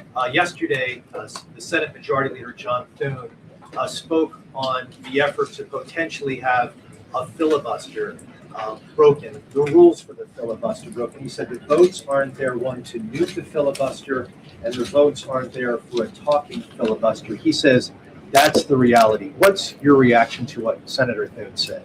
Look, I think President Trump, the urgency behind his need to pass the Save America Act and his desire to get this country-saving legislation passed has been made quite clear. He wants all options on the table, and he wants the Senate to move as quickly as possible through whatever means necessary. And then secondly, just regarding the president's trip tomorrow, looking ahead, why Ohio and why Northern Kentucky? Well, why not? These are two great states with great Americans. Just wanted to know why they were chosen. Great states with great Americans. The president will be joined by lawmakers from both states who he greatly admires and respects and supports. And he'll be meeting with business owners in both of these places and talking about the economy, which is, of course, the utmost importance to him. Caroline, thank you. Last week, the Energy Secretary issued a waiver for India to get oil, Russian oils during this energy crisis. Yes. Have you spoken to President about it? What's the idea behind this? Have I spoken to the president about it? Yeah. Yes, I have spoken to the president about it. And the president and the Secretary of Treasury and the whole national security team came to this decision because our allies in India, as you know, Lalit, have been good actors and have previously stopped buying sanctioned Russian oil. So as we work to appease this temporary gap of oil supply around the world because of the Iranians, we have temporarily permitted them to accept that Russian oil. And this Russian oil was already at sea. It was already out on the water. So this short-term measure, we don't believe it will provide significant financial benefit to the Russian government at this time. I have one more question about Pakistan. You know, Pakistan is a neighbor of Iran, and Pakistan is also an ally of U.S. President has been praising a lot about the field marshal. Is Pakistan providing any kind of support in this war against Iran? That I will have to check out with the Pentagon and get back to you. Sure. The president said yesterday that President Putin told him he wanted to be helpful in the Middle East. The Kremlin put out a statement where Putin said, quote, "I would like to reaffirm our unwavering support for Tehran and our solidarity with Iranian friends." How does the president think that Russia could be helpful, if not helping Iran? And did the president push Putin on Russia sharing intelligence with Iran in this war? The president and his special envoy Witkoff have both said that, of course, they've sent a message to Russia that if that was taking place, it's not something they would be happy with, and they hope that it is not taking place. As for further details about the discussions between these two leaders, I'll leave it to the president to divulge any more of that conversation. But he did confirm it yesterday and provided you with a little bit of the background and his view and his perspective, as he always does. Luke. Regarding the missile strike on the Iranian school, how long does the administration expect that investigation to take, and will the White House or the Department of Defense release a full report of its findings once the investigation is complete? The Department of War will do that. The investigation continues, and as the president said yesterday at his press conference, he will accept the conclusion of that investigation, whatever it may be. We'll go to the back row for some love. Sure, in the back with the glasses. Go ahead. Regarding the shield of the Sitting down. Americas. Carolyn, and then you can go, but go first. Okay, thank you. Is there an update regarding? You have rough real estate back there, so I'm Is trying to give you is some there an love. update regarding Cuba, and also is an economic deal imminent? Sure, I don't have any updates on Cuba for you today. Obviously, this is something the administration is actively dealing with. The president's made it quite clear. It's his belief, based on fact, that the Cuban regime is bound to fall. The country is obviously in a very weak place, economically speaking. The people are crying out for help, and the president believes and knows that the Cuban regime wants a deal. So as you know, Secretary of State Rubio has been engaged in those conversations as directed by the president. I don't have any updates for you today, though. Thank you, Caroline. Regarding the Shield of the Americas, the initiative by President Trump this weekend, big names, a lot of countries, but some notable absences. For instance, Colombia, which is a key ally with the United States in terms of counter-narcotics. And President Gustavo Petro was here at the White House, and he met with President Trump. Why wasn't Colombia invited to the Shield of the Americas? I don't think we're seeing the level of cooperation we quite want to see yet from the Colombian government to invite them to the Shield of America's event in Pact, but we certainly hope that this newfound organization will expand and we can continue to invite additional member countries. But there was quite a few countries there. I believe there were 17 countries represented, 12 heads of state with the president over the weekend. They signed a defense agreement with all of our militaries to emphasize the need to combat drug cartels through Latin America in the Western Hemisphere, and ultimately, of course, to curb the illegal trafficking of drugs to the United States, which is the president's utmost priority in all of this. So it was a great event on Saturday, and we look forward to the coalition expanding. Kelly in the back. Caroline, thank you. Good to see you. I want to get back to another question that was asked earlier. It talked about the political aspects, but there's also the ideological and the spiritual aspects of what Iran has said for 47 years. Death to America, death to Israel. And we've just finished talking about the fact that terror has been around the world. Iran has been the nexus of that in so many ways. Has the president stated clearly to the American people why this is such an imminent threat in order for Democrats on Capitol Hill and Republicans and the American people to understand how imminent the threat was? I think he has, Kelly. I mean, you've heard from the president on an almost daily basis over the course of the past 10 days. You've heard it from me at this podium. You've heard it from the Secretary of War, the Secretary of State, the Vice President of the United States. You know, the president's top cabinet and his officials have been repeatedly explaining to the American public the threat that Iran has posed to our country in this moment, but of course, over the course of the past 47 years. And their words, again, chanting death to America, speak for themselves. Go ahead. You can follow up. Why the division within the American people? I realize that we have the people are talking about the War Powers Act. They're talking about all kinds of issues, but have people forgotten just how imminent that threat was? If they keep saying death to America and death to Israel, they mean it. Look, I don't think the American people have forgotten, but I think Democrats on Capitol Hill, they have not forgotten, but they are just so plagued with this resistance to President Trump on everything that they do that, again, they can't even rally behind the common sense, bipartisan, longstanding principle of the United States of America that Iran absolutely poses a threat to the United States, that Iran is the world's leading state sponsor of terrorism.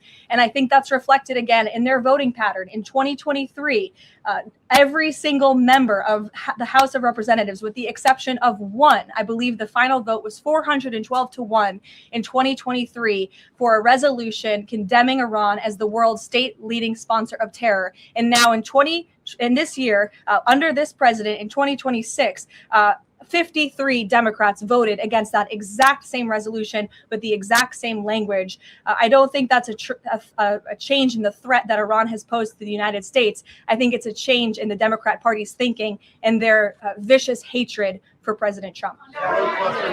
Danny. Sure. National threat level, following on Kelly, what's the national threat level right now because of this death to America, death to Israel issue?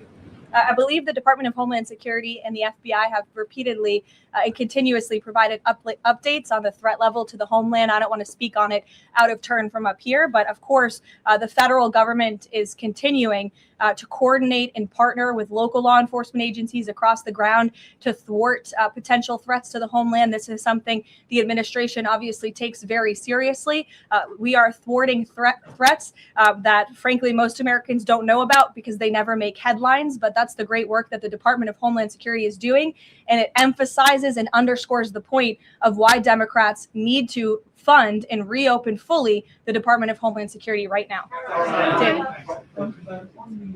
School. Why did President Trump say yesterday that Iran may have Tomahawk missiles when there are only 3 other U.S. allies plus the U.S. that have those missiles and therefore could... Look, again, as the president said yesterday, he will accept the conclusion of this investigation by the Department of War. I know there's been a lot of speculation in the media about who may be responsible for this. We're not going to get ahead of the Department of War and the conclusion of that investigation. The president has a right to share his opinions with the American public, but he has said he'll accept the conclusion of that investigation. And frankly, we're not going to be harassed by the New York Times, who's been putting out a lot of articles on this, making claims that have just not been verified by the Department of War, to quickly wrap up this investigation because the New York Times is calling on us to do so. Thank you. Thank you so much. Carolyn, with the DHS currently under a partial Democrat shutdown, does the administration have any specific concerns about potential impact on Homeland Security or intelligence monitoring of sleeper cells inside the United States?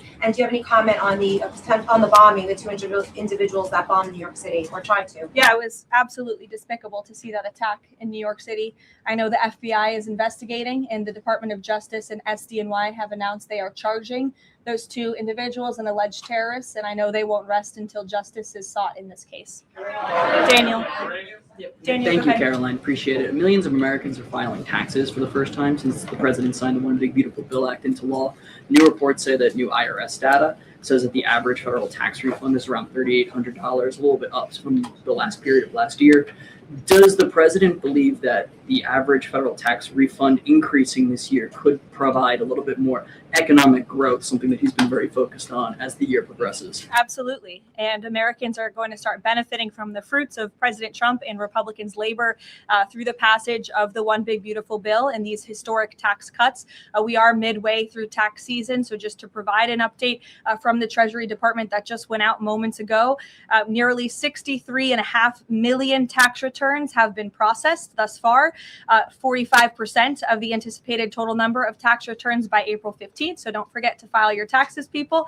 And the average refund this year is more than $3,700. And we know that more than 27.5 million individuals who have filed their tax returns thus far have claimed at least one of President Trump's new tax cuts. Over 3.5 million returns have claimed no tax on tips. Over 15.5 million returns have claimed no tax on overtime. Over 9.2 million returns have claimed the enhanced deduction for seniors. And over 690,000 returns have claimed no tax on car loan interest.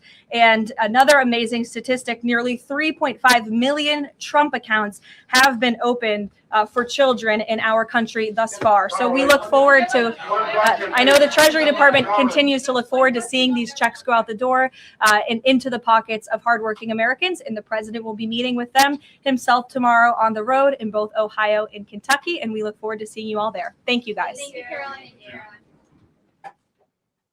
Okay, well, that was one. That was something. We do have some breaking news, some new information that just came out. And I'm now using. I keep forgetting that I have this ticker, especially whenever we're doing press conferences, and we got another press conference that we got to get into that we're going to look at very shortly. But we have something that's very interesting that we need to take a look at here. They are saying that a staggering number of troops have been wounded.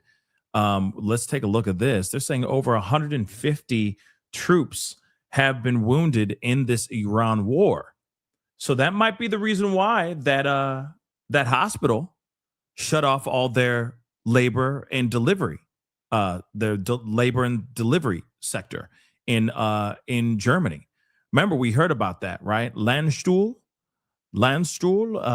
their hospital, which is there. It's a hospital specifically there for to also help in aid in American and other allies injuries, soldiers' injuries and stuff like that. So now we're hearing as many as 150 troops have been wounded in the Iran war. The figure disclosed to Reuters on Tuesday, today, is far higher than the Pentagon's previously acknowledged tally of 8 seriously wounded. What? They lying? Say it ain't so. They lying. They lying to our faces. They lying to the American people's faces.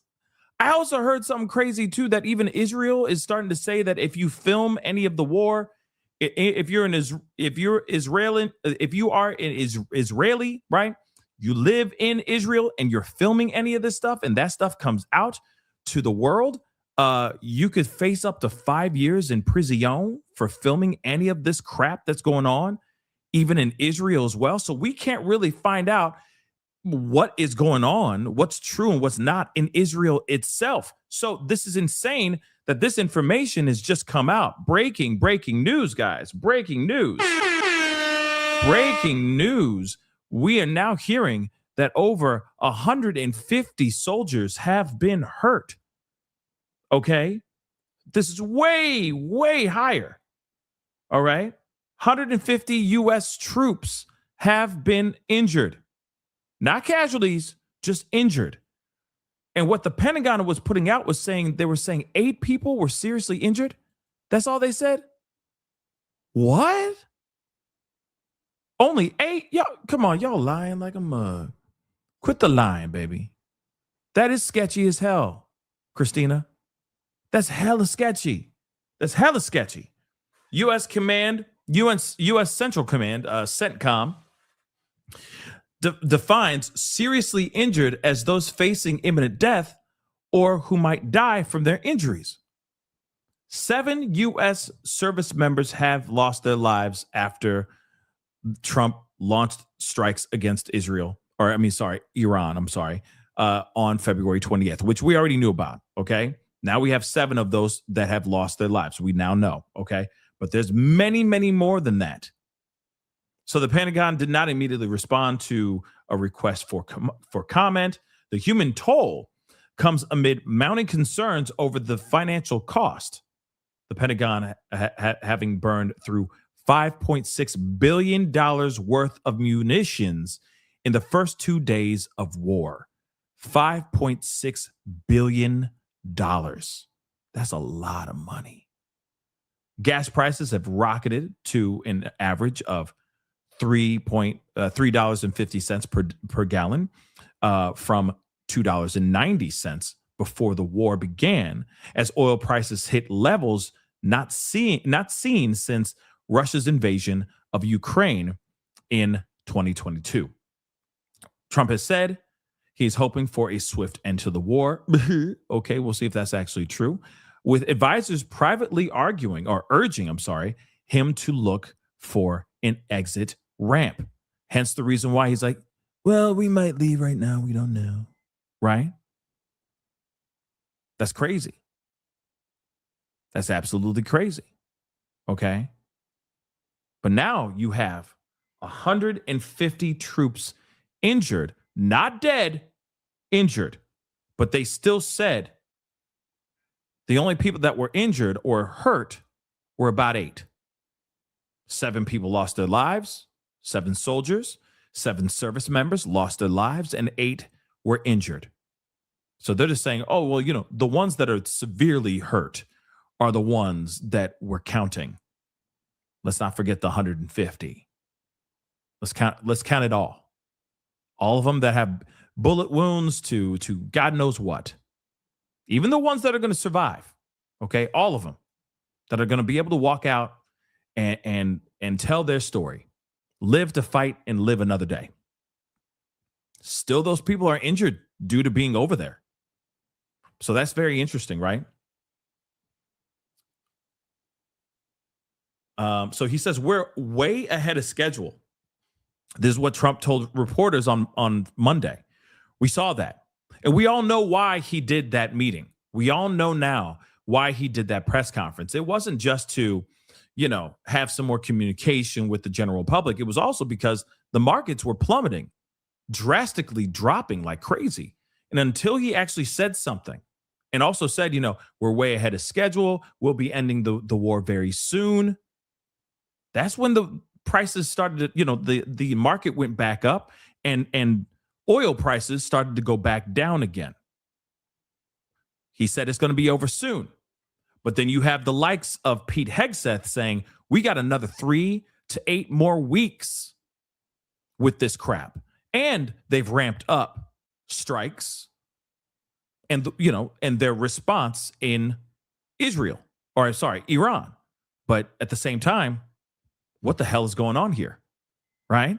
This is absolutely, absolutely insane. So that's some new information for you guys. Now, we do have a press conference from Baltimore that we need to take a look at. Remember, there was a shooting outside a synagogue in Baltimore, and they did have a very short and very brief press conference, and we need to check that out as well. So let's take a look at this press conference out in Baltimore.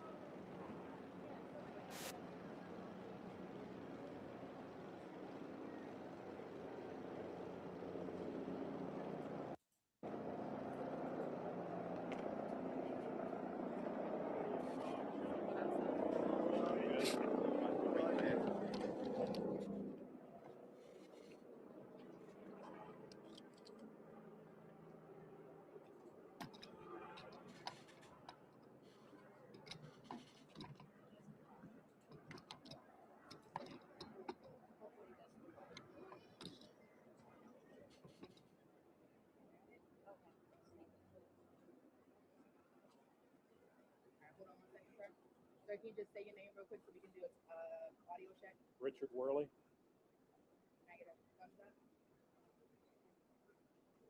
All right, sir. All right, good afternoon. I'm Commissioner Richard Worley. Here with me today are Mayor Brandon Scott, Dr. Scalia, Ken Thompson of our consent decree monitoring team, and Council President Zeke Cohen. About 11:52 a.m. this morning, officers received a call for a burglary to 6200 Park Heights Avenue. When officers arrived, they were immediately met with gunfire from the suspect firing from inside of a house. Officers took cover.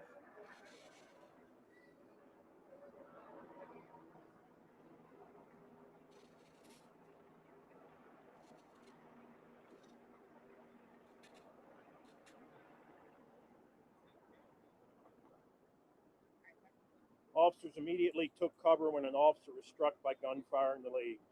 A bunker team was put together and extracted the officer and applied a tourniquet and transported him to shock trauma for his injuries. Additionally, a female victim who jumped.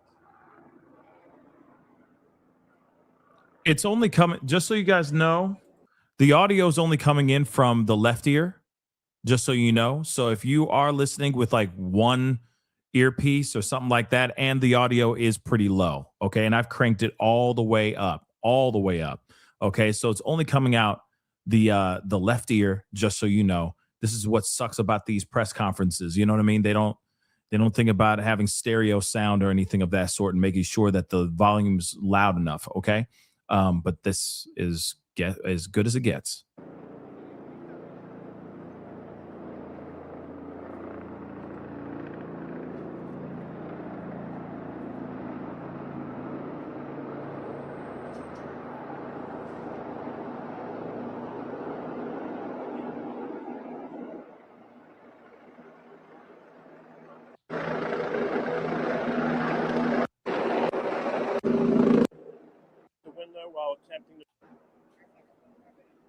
A female victim who jumped out the window while attempting to flee the scene was extracted. Both were transported to the hospital.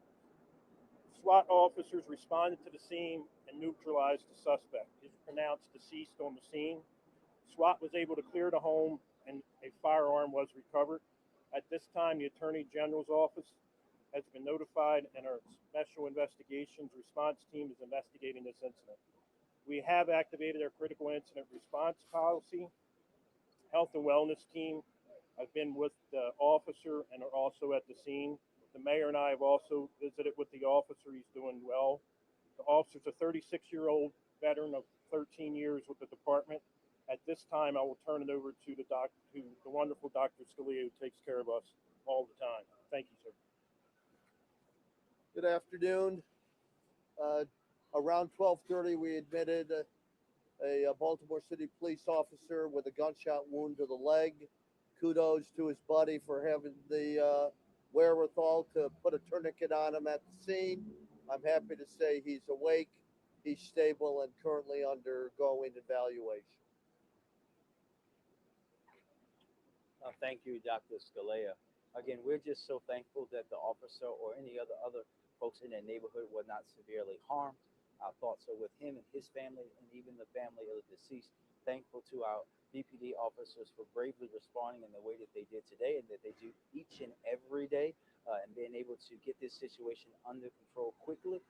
As the doc said and as the commissioner said, the officer is in great spirits. We had a good time to talk with him.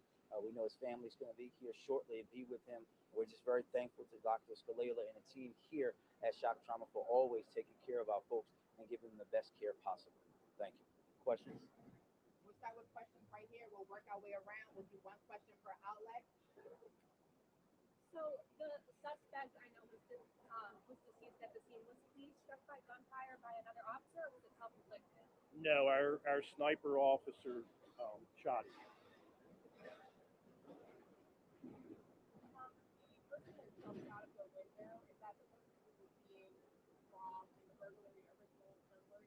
That is still uncertain. We do know that he was also, after that person jumped out the window, the suspect appeared at the window with a gun to the head of another individual, family member, multiple times before he was shot. Alexa? So to clarify, there was a woman and another person who had the gun to their head in the house also? Yes, there was a second, after the person jumped out the window, the suspect still had a hostage and appeared at the window multiple times with the gun pointed at the young lady's head. Can you talk about how long that all transpired before the suspect was killed? Please, at the mic, Commissioner. It was relatively quick because he was firing on our officers. As soon as our SWAT team got there, was able to take cover, and our SWAT sniper was able to take the shot. He took the shot. Chris, WDL? You said that you guys had to activate the critical incident response policy. Can you talk about what that kind of means exactly? Yeah, it just means with all of our critical incidents, CERT investigates it. It starts the clock for when we release the body-worn camera video, pretty much. Baltimore Sun? Can you confirm the number of officers who were injured again, or just the one? Just one, yes, he was shot. Channel 2. Saw one of our reporters saw a woman being escorted out of the house, and she apparently had some blood on her. Do we know whether that was the woman who had the gun pointed at her head? Do we know the relationship, if at all, between the gunman and that woman? We don't know exactly. We know it was a family member. We don't think she was injured at all, but she was taken to the hospital for evaluation. A family member of the person who jumped out the window, or A family member of the deceased. Last question. Was it all a burglary? Yes, the burglary in progress. How many officers are Wow. on standard leave because of how many officers did leave fire? Just one. What the heck? Also at the scene. Health and wellness team have been with the officer and are also at the scene. The mayor and I have also visited with the officer. He's doing well. The officer's a 36-year-old veteran of 13 years with the department. At this time, I will turn it over to the wonderful Dr. Scalia, who takes care of us all the time. Thank you, sir. Good afternoon. Around 12:30, we admitted a Baltimore City police officer with a gunshot wound to the leg. Kudos to his buddy for having the wherewithal to put a tourniquet on him at the scene. I'm happy to say he's awake, he's stable, and currently undergoing evaluation. Thank you, Dr. Scalea. Again, we're just so thankful that the officer or any other folks in the neighborhood were not severely harmed. Our thoughts are with him and his family, and even the family of the deceased. Thankful to our DPD officers for bravely responding in the way that they did today, and that they do each and every day, and being able to get this situation under control quickly. As the doc said, and as the commissioner said, the officer is in great spirits. We had a good time to talk with him. We know his family's going to be here shortly and be with him. We're just very thankful to Dr. Scalea and the team here at Shock Trauma for always taking care of our folks and giving them the best care possible. Thank you. Questions? We'll start with questions right here. We'll work our way around. We'll do one question per outlet. So the suspect I know was deceased at the scene. Was he struck by gunfire by another officer, or was it self-inflicted? No, our sniper officer shot him. The person that jumped out of the window, is that the person who was being robbed in the original burglary call? That is still uncertain. We do know that he was also, after that person jumped out the window, the suspect appeared at the window with a gun to the head of another individual family member multiple times before he was shot. Alexa? Just to clarify, there was a woman and another person who had a gun to their head in the house also? Yes, there was a second. After the person jumped out the window, the suspect still had a hostage and appeared at the window multiple times with the gun pointed at the young lady's head. Can you talk about how long that all transpired before the suspect was killed? Please, at the mic, Commissioner. It was relatively quick because he was firing on our officers. As soon as our SWAT team got there, was able to take cover, and our SWAT sniper was able to take the shot. He took the shot. Chris, 7 p.m. Wow. You said that you guys had to activate the critical incident response policy. Can you talk about what that kind of means exactly?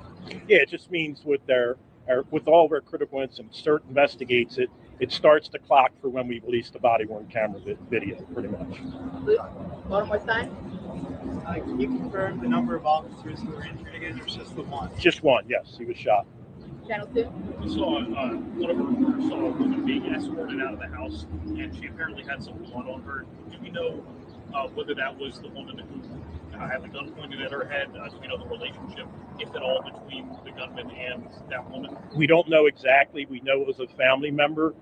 We don't think she was injured at all, but she was taken to the hospital for evaluation. A family member of the person who jumped out the window, or A family member of the deceased. Any last questions? Was it all a burglary? Yes, the burglary in progress. How many officers are on standard leave because of how many officers did leave fire? Just one. One. Last question. So the suspect I know were called for a burglary, but the suspect was related to some of the people in the house? Yes. Okay. All All right, thank you guys. Wow. Thank you. Okay, so that makes sense. So it was all a domestic situation, which is absolutely crazy. Okay, Rich Buddy, I just saw that post, or I just saw your comment. Is there proof of that? Because I was looking while during this press conference, and I don't see any updates on that at all. If Israel actually attacked Turkey, that would be a big surprise to me. But very, very interesting. The presser or this Baltimore shooting situation, very interesting. The turn of events on that, right? It's a domestic situation. It was a domestic situation. A girl jumped out of a window from inside a house. This crazed lunatic gunman was holding a weapon pointed at the head of another person. So he had a hostage situation, and a sniper took him out. Yeah, the audio in the first press conference that I saw was trash. So I'm really glad that we stumbled upon the second version of that press conference, because it was hard to hear anything. I was like, what is he saying? I can't hear a damn thing. So yeah, that is absolutely insane, that information, just so you know. Okay. But again, I'd like to know if there's proof of the Israel attacking Turkey would be a huge surprise, in my personal opinion. So if Rich Buddy, if you know that information, or if you can send it my way, that'd be great, because I haven't seen any updates about that. Hold on.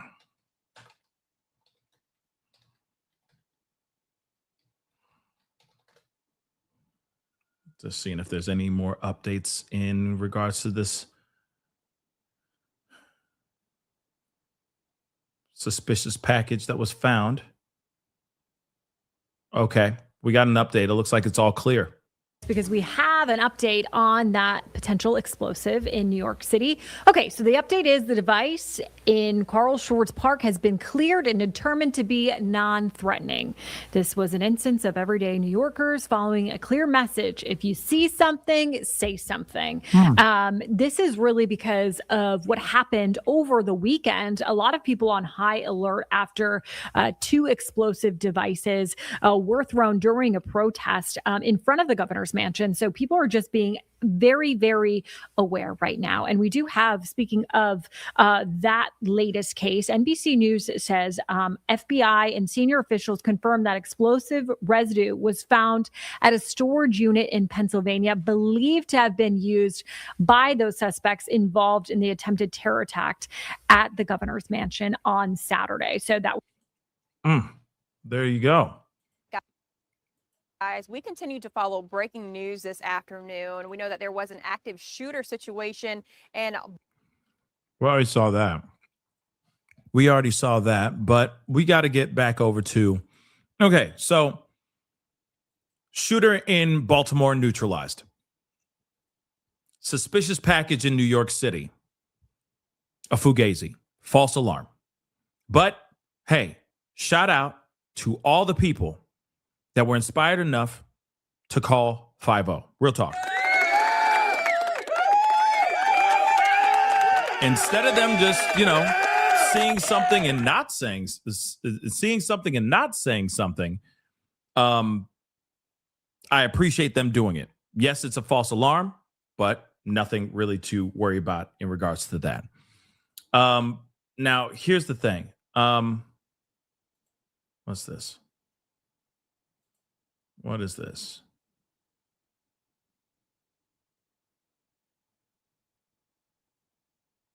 Okay.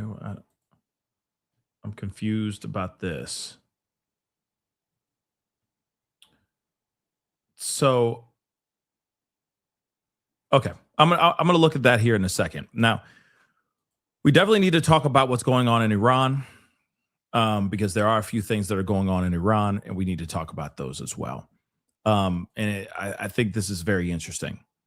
First off, let me get this clip here really quick.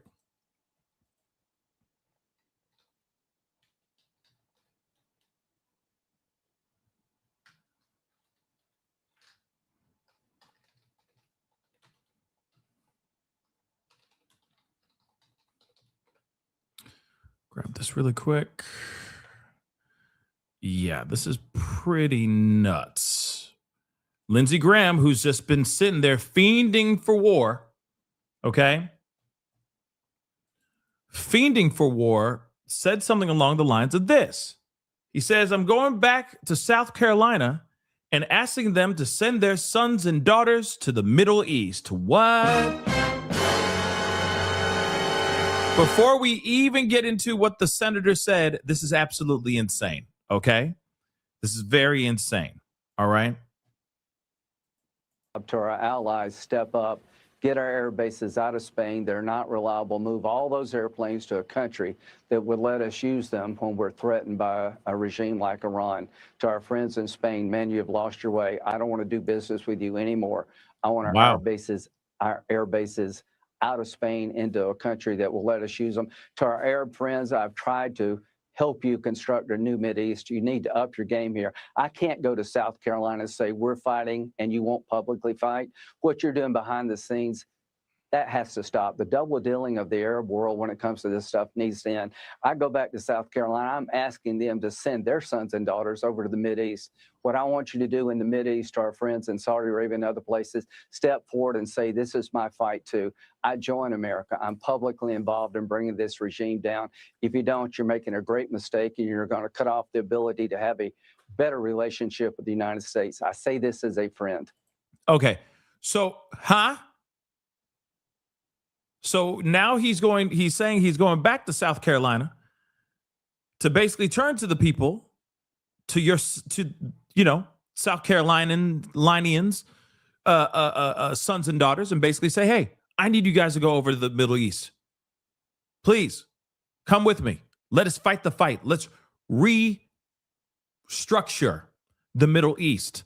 Let's bring a new world order into the Middle East by starting with the Middle East. Let's start something new, right?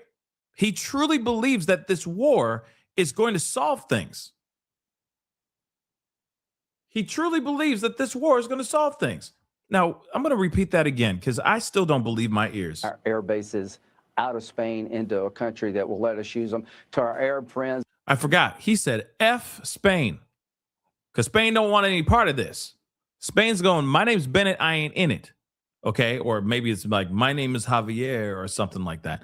Something Spanish. Okay. And I'm not over there. I don't know.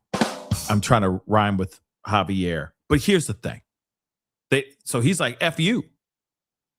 We'll take all of our stuff. We'll take all of our stuff elsewhere, baby. We don't need you. We'll find another place where we can dock our boats and land our planes and whatnot. You keep it moving, baby. But now I got to go to South Carolina and ask for. I need to ask the parents to say, please send your daughters and your sons and daughters into the Middle East so we can make Iran great again. I've tried to help you construct a new Mideast. You need to up your game here. I can't go to South Carolina and say we're fighting and you won't publicly fight. What you're doing behind the scenes, that has to stop. The double dealing of the Arab world when it comes to this stuff needs to end.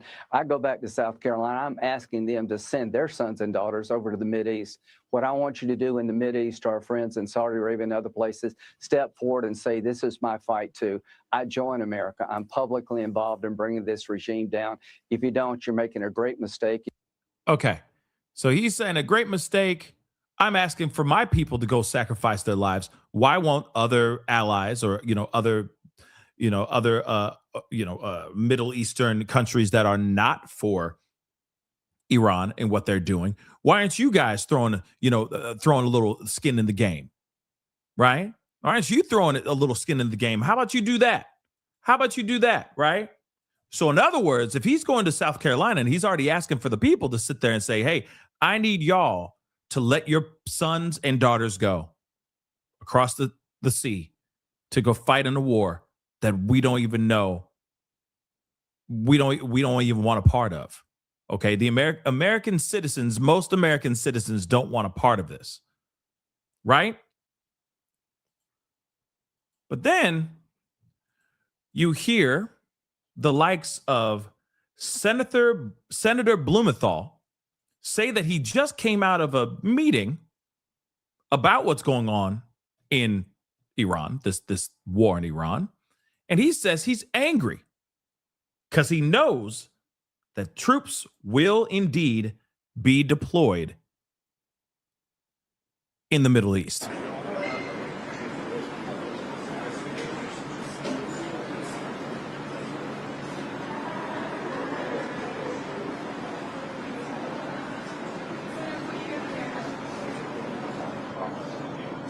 They have no number.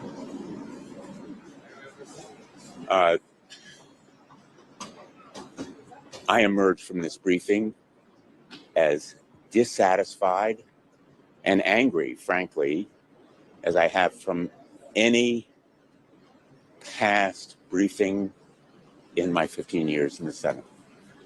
I am left with more questions than answers, especially about the cost of the war. My questions have been unanswered.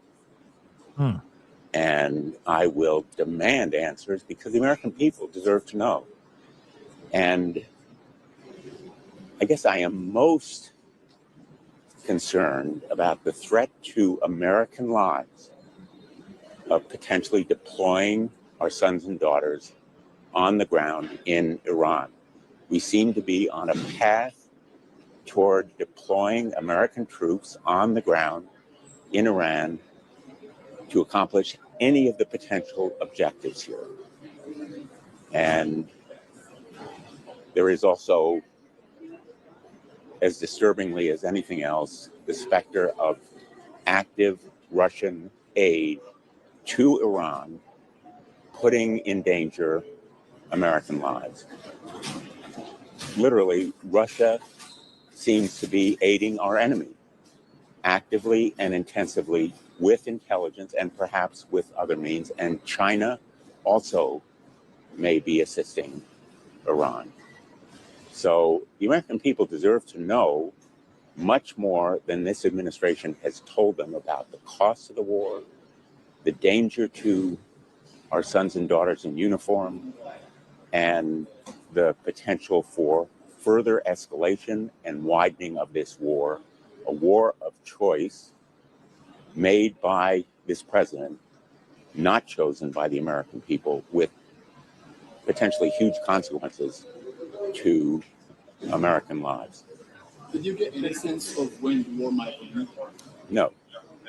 You said you were going to ask about a cost estimate for what this is costing the U.S. per day. Were you able to get that information? No. Are there concerns about global oil supplies? Did you hear anything about global oil supplies and what your concerns are for them? I don't think this panel was qualified to talk about the global oil supplies. They were briefers with military and intelligence background. Senator, you've offered plenty of criticism to President Trump. Would you offer any criticism to the government of Israel about starting this war and getting involved in it? The briefing didn't concern Israel directly. My focus is on our government. I have responsibility to Americans for the actions of our government. And what I'm seeking basically is answers from our government as to what we are doing in selecting targets, for example, possibly deconflicting with Israelis and other partners in the region. I'm insisting as well that we know the results of the investigation of the killing of apparently 175 children in Iran. And I hope those answers will be forthcoming to the American people as well. Do you think the Israelis played any role in getting us in the war? I'm sorry?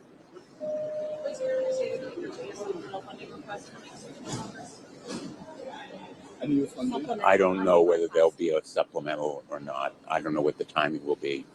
And I'm not sure this panel was qualified to. When it comes to boots on the ground, you just mentioned that. What kind of operations are being considered for boots on the ground? I can't go into the details. What I'm saying here is that I am fearful. That's the path that we're on right now. Because I'm sorry? Did you learn more about the bills? I can't go into the details. So, on the same topic, you are fearful of boots on the ground. I'm telling you that the objectives that have been outlined for this war will require boots on the ground at some point, and this panel and this briefing was unable to answer my question. So you mean to tell me that Trump wasn't telling the truth in the press conference that we saw yesterday? We're doing great. We're way ahead of our actual deadline. The war will be over very soon. Just wait for it. We have powerful military that has been of the likes you've never seen before. But now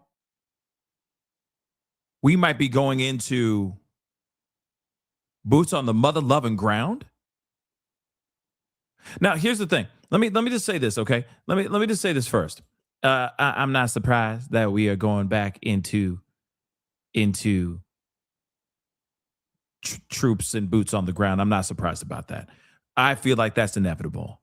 That was the best Trump I've ever done in my whole entire life, by the way. Sorry, I just had to say that really quick. Wow, that was insane. But anyway, think about this for a second, okay? Think about that for a second. We've already known that we're going to get boots on the ground. People keep on saying over and over and over and over and over and over and over again, boots on the ground, boots on the ground, boots on the ground.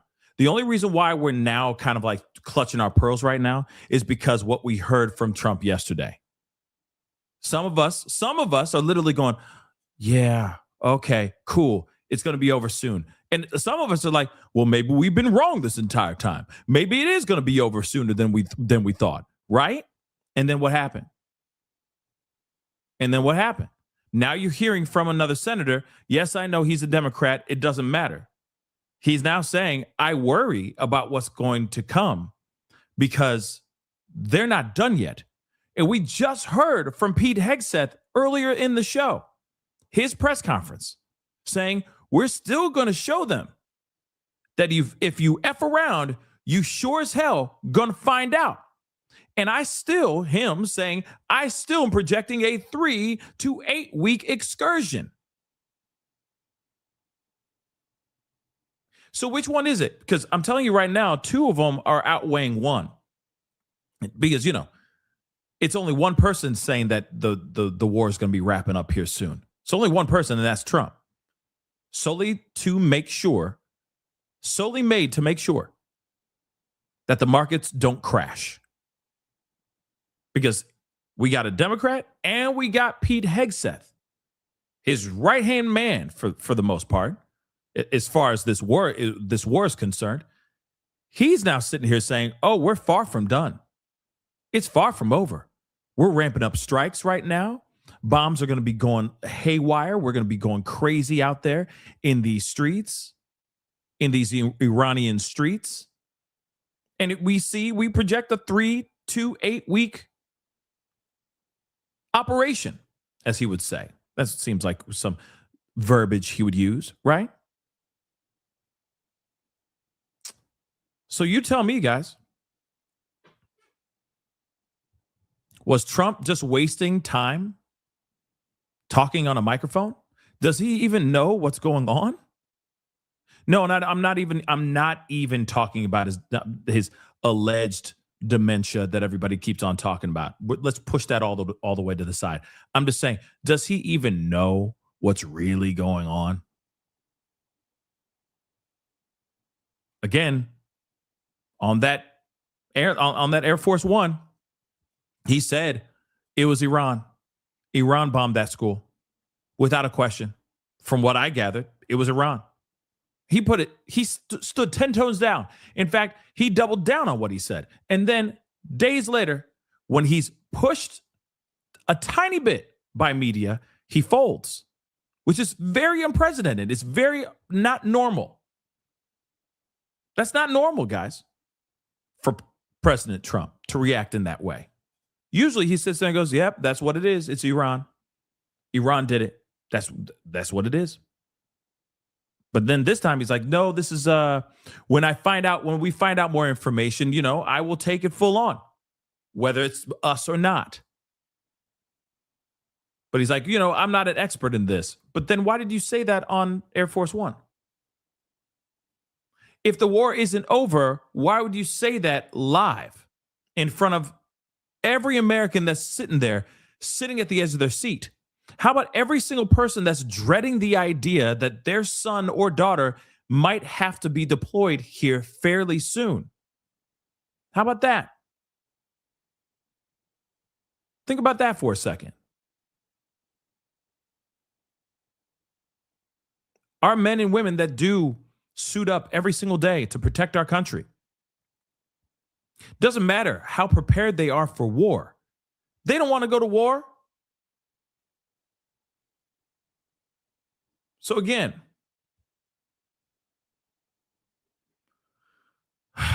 there's just too much confusion going on, guys. Actually, let me finish the rest of what Blumenthal had to say here. Are you aware of any diplomatic outreach that's occurring simultaneously? Are you aware of any diplomacy that's happening outside of strikes?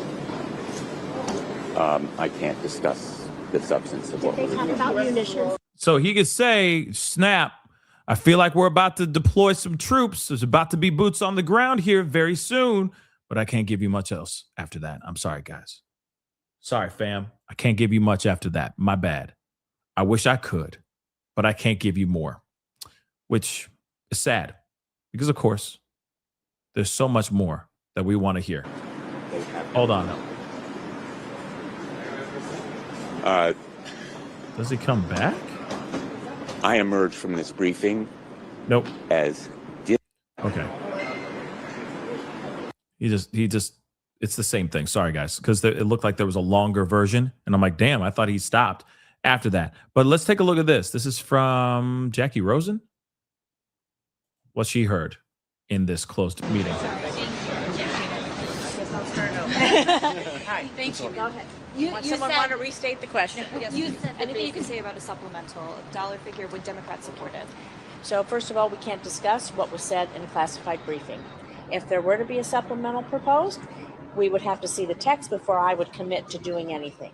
And this is the reason why we've been calling over and over again for them to come out of the classified briefings to allow us to have these conversations as much as we can in an open setting, not just with the press, but with the American people and with our constituents, with our men and women who serve in the military, with their families who are waiting home for them. 7 of them, lives change forever when they have to plan the funerals this week. It is solely the responsibility of the United States Congress to declare war. Make no mistake, this is Trump's war. He says it every day. They can couch it however they want. If he wants to go any further, he needs to come out and have this discussion with Congress and the American people. Senator, can I ask, without telling us anything you're unable to tell us, did you get an indication of how and when this conflict will end? I can tell you what I heard is not just concerning, it is disturbing. It should. Everybody's been saying pretty much the same thing. Everyone's basically been saying that what they heard was disturbing. What they heard, like that is literally the code word. It's not obliterated anymore, right? Iran will be completely obliterated. Just wait for it. We shall see it.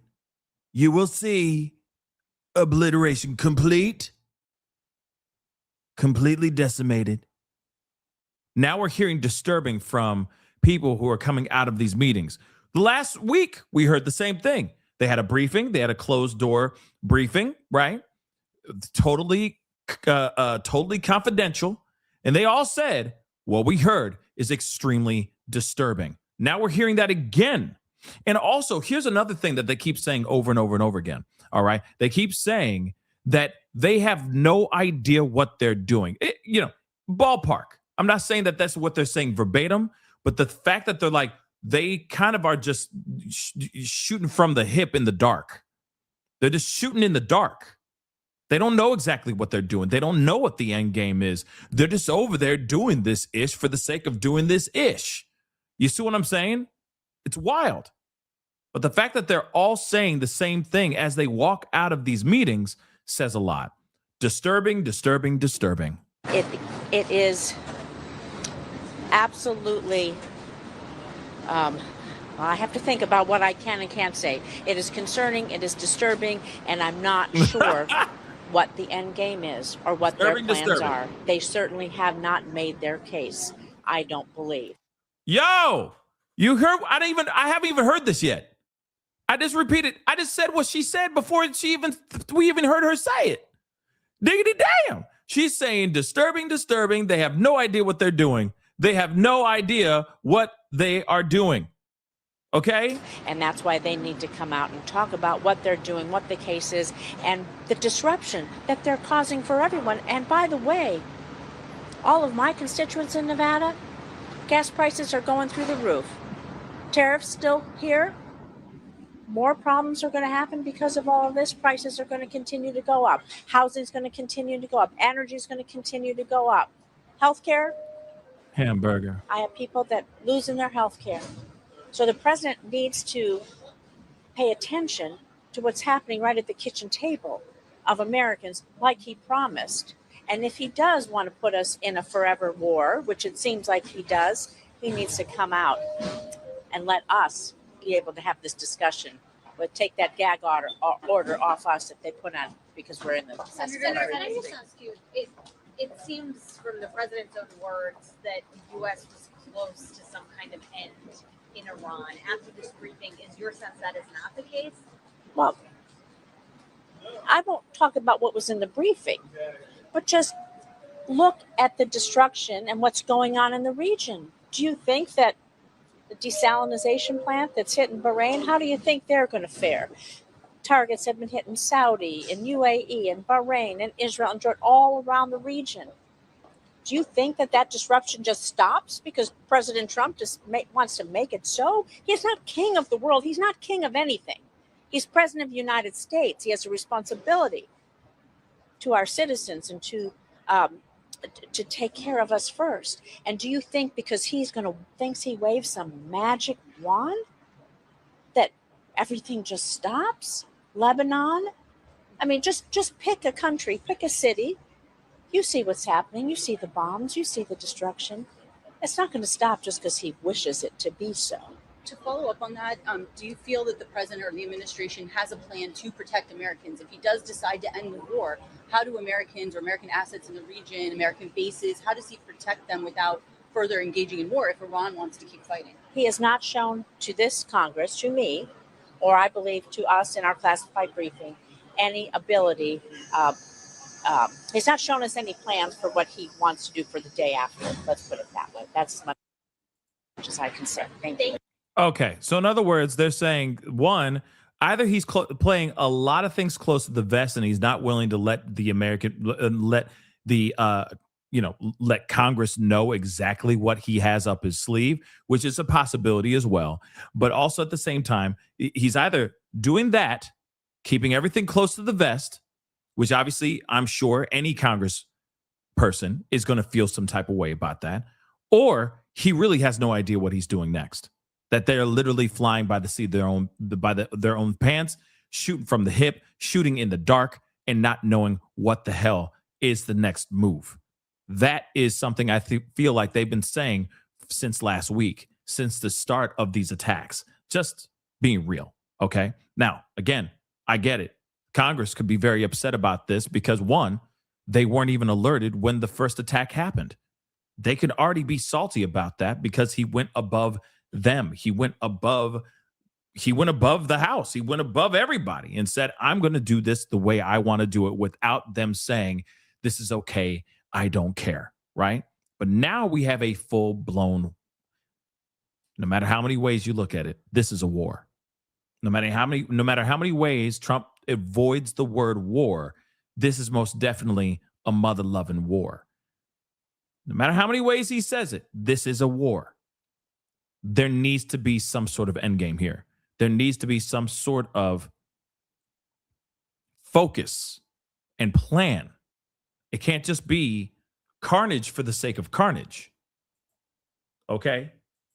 It can't just be carnage for the sake of carnage. Elizabeth Warren came out of the room. Sure. What do you think of what you heard, Senator? Look, here we are well into the second week, and She's pissed. it is still the case that the Trump administration cannot explain the reasons that we entered this war, the goals we're trying to accomplish, and the methods for doing them. The one part that seems clear is that while there is no money for 15 million Americans who lost their health care, there's $1 billion a day to spend on bombing Iran. You want to know something else? I just heard something about Pete Hegseth dropping some crazy numbers, billions of dollars on steaks and king crabs. Or something like that. Something crazy like that, y'all. I got to pull this up, but it's like 90 something billion dollars. Like, yeah, on grand pianos and ice cream machines and the finest of steaks and crabs and lobsters and stuff, just surf and turfs every day. Can you imagine that? That's a whole lot. That's a whole lot of food, man. Whole lot. Did they give you a cost estimate of the cost? Not in this setting. They did not give you. Yeah, what I'm saying comes from publicly reported information. Are you worried about how long this will drag on? I'm very worried about how long this will drag on. We are hearing no logical estimates about when it will be over. Did you ask about the girls' school, the Tomahawk missiles? And I can't talk about that here. I'm sorry. Where would you Wow. be if they sent up a supplemental? And did they give you any indication this morning that a supplemental is on its way to happen? At this point, I am a hard no on a supplemental. This is not a war the American people want us to engage in. This is not a war supported by this country, and this is not a war that makes us safer. For the Trump administration to say over and over, there's no money for health care, there's no money for childcare, there's no time to pay attention to how families are paying more, but there's $1 billion a day to go to the Middle East and drop bombs on Iran for military purposes that no one can describe and that no one can explain how merely from dropping bombs from the air we will accomplish those ends. No more money. The one thing Congress has the power to do is to stop actions like this through the power of the purse. The military already has $1 trillion. The military already cannot pass a simple audit on where that money is. And for the Trump administration to come back and say shovel billions more into a war in Iran that is not supported by the American people and does not make us safer makes no sense at all. So I will be a no. Thank you. Man. Well, she's mad. You know, Annette Benning's sister is upset. Okay. If you don't know who Annette Benning is, I mean, she looks a lot like Annette Benning. But anyway, or Annette Benning could probably play her in a movie if they ever did a movie about Elizabeth Warren. But anyway, pretty insane that you're hearing all of these individuals basically, and they're all Democrat. I will say that really quick. Okay. Let me just keep it real. These are all Democrats. All right. Democrat elected officials that are all feeling some type of way about this closed briefing that they just came out of for the second time in a row. Okay. They are not okay with what's going on. They're not happy with this. Again, she's saying the same thing. There is no end game in sight. It seems like they don't know what they're doing, that they're just flying blind. And that is never a recipe for a good outcome. That could be something that could be even more devastating and more detrimental. And I agree with, yes, Warren Beatty's wife. Okay. Real talk. She looks like Annette Benning to me. I don't know why. We'll get over it. Moving on. Here's the other thing. Okay. What about, and this is one thing that they all been saying, what about the American people's needs and problems that are going on here? Remember, there are millions and millions and millions of people that don't have health care right now. because of the new big beautiful bill and all these other bills that have been signed and passed through. Healthcare is through the roof. It's insane. A lot of people drop their healthcare because they're like, I'm not spending that much on just myself. Are you out your freaking mind? That's insane, right? It's expensive out here. It's already expensive to just live. It's expensive to just buy eggs and milk and bread and just like freaking sandwich meat. It's already expensive just to live, guys. It's expensive. And then now you got the healthcare ish, and then now you got this war going on overseas that's already making things a hard time for us already. And I know that our problems right now is just financial. We're having fiduciary issues right now as Americans that, shoot, it's not as big of a problem as dodging bullets and bombs right now and fearing for our lives and hiding out in holes and thinking that, here comes another reign of terror of missiles being blasted over our city every single day. What if they misfire? Right? Sure, our problems are minuscule in comparison to what's going on overseas. Those are other people's innocent lives that are in harm's way as well, and they are in the line of fire. But at the same time, instead of him putting all this focus over there, he should be putting focus over here. What's this war for? That's the other thing too. They can't even tell these Congress what this whole friggin' thing is for in the first place. It's a recipe for freaking disaster. It already is disastrous. Multiple people have lost their lives on both sides of this war. 150 troops injured, 7 soldiers that we know of, by the way, because, when you hear, a staggering 150 troops have been injured, and that information has been withheld from the American people, and that the Pentagon is not giving out exactly the truth. They're playing with a lot of words. They're using semantics to hide the truth.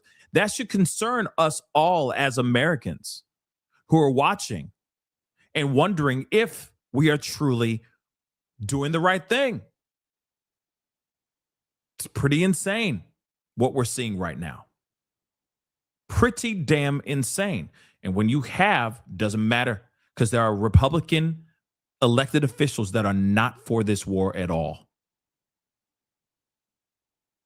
Just because they might be MAGA does not automatically mean that they follow everything that Trump says or that they agree with everything that Trump is doing. There are MAGA supporters, MAGA elected officials that are not for this at all and are literally saying this does not make any sense either. And some are just not wanting to get on camera to say those things out loud because I guess they're worried about the backlash. Like I said, it seems as if when it comes to MAGA, at least in the House, on the Hill, it almost seems like as soon as you go against the coolest guy in school, then everyone ostracizes you. But there are individuals that are not okay with this war, but have not fully been that vocal about it because of fear of retaliation, which is insane. But I do agree, and I think all of us mostly agree, that there has not been an end goal in sight, that they are literally flying blind. There is no, as I just put up on the thing, there is no resolution. There's no plans of really having a resolution. Here's the other thing too. During the press conference that we were listening to with Caroline, right? They asked, what does unconditional surrender look like? And when they do that, if they were to do that, will Trump be pleased? And will it be the end of this war? And even Caroline couldn't even answer that question. Even she out loud was like, well, I don't think, the unconditional surrender is going to be exactly the way that Trump sees it as. But if it was to happen, we'll be down for it 110%. Obviously I'm paraphrasing like a mug. Okay? Not trying to put words in their mouth, but at the same time, he doesn't even know what unconditional surrender really looks like unless it is full on, here you go. Here's Iran for you, Trump. Packaged up with a bow on top. Enjoy. It is yours. Go forth and siphon all of our oil. That's the only thing I can think of that would look like unconditional surrender. But I really don't think that Iran is going to surrender. Okay? I really don't. I just don't. Never surrender. I don't see it. I don't see it anytime soon, guys. I worry because as it continues like this, it can only get messier and messier. And again, when you start hearing from other elected officials coming out of a briefing saying that it's I'm very dissatisfied, I'm very unhappy, this was very disturbing, that we're going to have boots on the ground, says a lot. Let's take a look at what Schumer said here.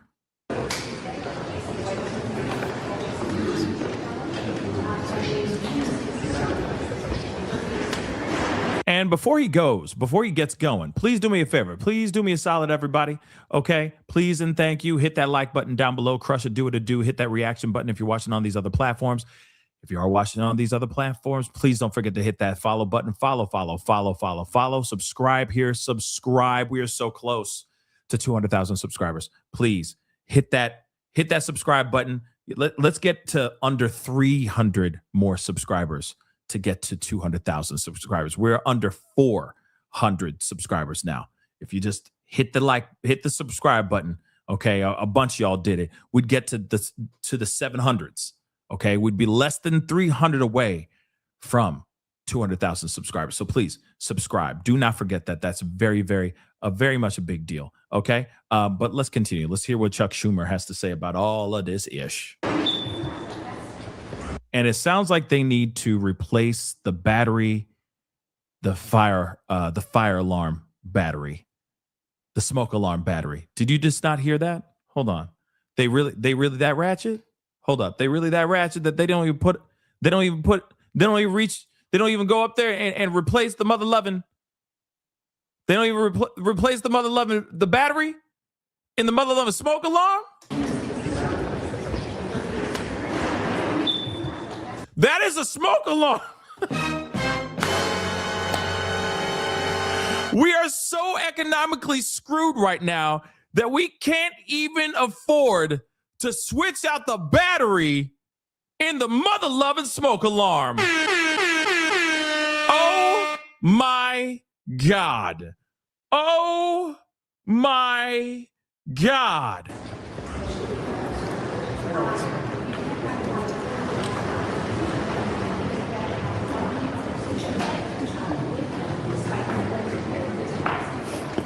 All right, where's Mr. Bryan? Here he is. We all know that sound. Okay, thank you, everybody. And happy to be joined by Senator Schatz.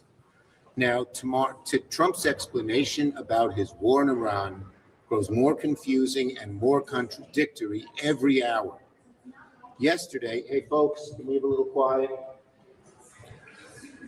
Trump's explanation about his war, as I say, grows more confusing, more contradictory every hour almost. Yesterday, Trump casually claimed, I think the war is very complete, pretty much. But this morning, Hegseth stood before the cameras and announced that today will be the most intense day of strikes yet, involving, quote, the most fighters, the most bombers, the most strikes, unquote. Which is it? Is the war ending soon, or are we on the brink of the worst fighting yet? Donald Trump's a liar. He claims that Iranian Tomahawk missiles were responsible for the bombing of an all girls school that unfortunately killed 170 people, many of them children. Iran doesn't have Tomahawk missiles. The claim is beyond asinine. It's just an outright lie. President can't just talk off the top of his head on something as formidable as this. Somebody's finally saying it, and it's not me. I agree with him 110%. He can't just be out here saying God knows what for the sake of saying it. He can't sit, but this is the problem. This is exactly what happened with Alex Preddy. Shoot, even Renee Nicole Good, even with that situation as well. Doesn't matter what side of the fence you were on. He just went ahead and just said what he wanted to say without proper investigation, without proper proof. And that's the problem that we're seeing here. It is consistent. We are hearing just things coming out of his mouth. And what's sad is that there are a lot of people that believe everything that comes out of his mouth. There's still people out here that believe everything that comes out of his mouth. No lie. That they believe that he could do no wrong. Like I said, this dude lost me at Epstein a while ago because that was full on lies straight in our faces. And now we're seeing it again. Instead of him saying we're investigating, which is what any other diplomatic president would do, he says, no, it was Iran. That's a problem. Okay? That's a big ass problem. The President of the United States is spreading blatant lies about a war he started. This is war. American troops are in harm's way. Billions are being spent overseas when there are such desperate needs here at home to lower costs. Yet the administration still cannot explain a clear strategy or an endgame. That's why today I joined with my colleagues, Senator Reid and Shaheen, and called on the Senate to halt the Trump administration officials. What we got there? Now, from voices, it goes to music. Anything to thwart my wonderful remarks. Anyway, I joined today with Senators Reid and Shaheen and called on the Senate to hold Trump administration officials, Rubio, Hegseth, and the rest, to come and answer for their failures and explain to the American people what the hell is going on. That's what people are asking in drugstores and bowling alleys and office buildings. What is going on? No one can understand it from what the Trump administration and Trump himself are saying. Trump doesn't care about being honest and direct with the American people. He doesn't care about the soldiers he's putting in harm's way. He doesn't care about the billions we're spending while Americans struggle to make ends meet. He can't articulate a plan or a vision because he has neither. No plan, no vision, and we're at war. The American people are tired of the chaos. They're tired of the lies. On to another Trump administration failure, the Department of Homeland Security. We're in the fourth week of the DHS shutdown because Republicans refuse to enact common sense reforms to ICE and CBP to protect the rights of the American public. What we're asking for is very, very simple. The same thing police officers and sheriffs do throughout America. We have three clear objectives to rein in ICE. 1, stop these roving patrols. 2, enforcement and accountability. 3, no more secret police. Cameras on, masks off. They're common sense reforms. The overwhelming majority of Americans back them. They know you don't bust into someone's house without a warrant. They know that police should not have masks. But the Republicans have refused, Trump has refused to engage in a serious way in negotiations to these core areas. Be right back. Instead, you see them trying to blame Democrats for long TSA screening lines at the airports. Well, yes, last week, Thursday, we gave them a chance to fund TSA and other DHS agencies last week. And last week, Senate Republicans, led by Senator Britt, blocked Senator Murray's attempt to pass the bill through UC, through unanimous consent. It funded the Cybersecurity and Infrastructure Agency, CISA. It funded TSA. It funded FEMA and other important DSA functions. Republicans refused to fund TSA, FEMA, and CISA. And why? To protect ICE, not to protect Americans. It's wrong. Republicans need to get serious. And now, Senator Schatz.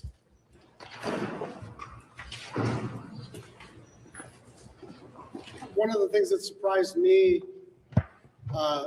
on Monday was the number of Senate Republicans that were not aware that we went to the floor and said, why don't we narrow the scope of our disagreement all the way down to the one agency that we're fighting about? What is the reason for holding TSA hostage? What is the reason for defunding the Coast Guard? What is the reason for defunding FEMA or CISA? And so we went to the floor and said, we are in a deep disagreement, but an ongoing negotiation about ICE and CBP. And so let's narrow it to just that and fund the rest of the government. And it was blocked by Senate Republicans. And so if they would like to open any of these agencies, they should walk onto the floor and offer unanimous consent to open the Coast Guard, to open TSA, to fund FEMA, to fund CISA, and I guarantee you there will not be a Democratic objector. It is the Republicans that are blocking the reopening of these critical agencies. It is true that we are still far apart on the question of ICE. It is also true that there is no reason at all to hold TSA or the Coast Guard or FEMA hostage while our negotiations continue. Thank you. The lady in the yellow dress. You called for public hearings on the Iraq war. Are there any negotiations with chairs of the committees to get public hearings on any of these issues? And what are you prepared to give in order to get hearings? Our chairs have asked for these hearings, but it's not just our chairs. It's not just Shaheen and Reid and Schumer. The American people want it. You're going to war and you can't even tell the American people what you're doing. You can't face questions, serious questions that make you, that force you to think this through, which they obviously aren't doing. So of course we should have it. Of course, yes. That they have offered to sit down with Democrats and the White House, and that Democrats said no. Okay, that's a lot of bull. Ask Patty Murray. It's a lot of bull. And second, we are constantly in communication with the White House. It's not that there's a lack of means of communication. We're sending things back and forth. It's a substantive problem. The White House will not budge on things that Americans want, like warrants, like demasking, plain and simple. So to put up this subterfuge, oh, it's the means of communication, bull. Ask Patty what happened. Yes. Thanks, Liam Cosgrove with Zero Hedge. 31 of your Democrat colleagues signed a letter regarding the Philadelphia American citizen who was murdered in the West Bank by Israelis. This is the 9th since 2022 murdered there. Why did you not sign that letter? I will have to, I haven't seen that letter. Leader Schumer, would you have this was a month ago. Leader Schumer, what is your concern about a terrorism strike if DHS is not funded and the risks that poses to the United States? Look, there's plenty of money to fund CISA on its own, but very simply, if the Republicans are concerned about risk, pass just by unanimous consent, pass what we put on the floor, which would have funded CISA. Easy, plain and simple. So don't ask us, ask them why they blocked it. Yes. Thank you. Thank you, Leader Schumer.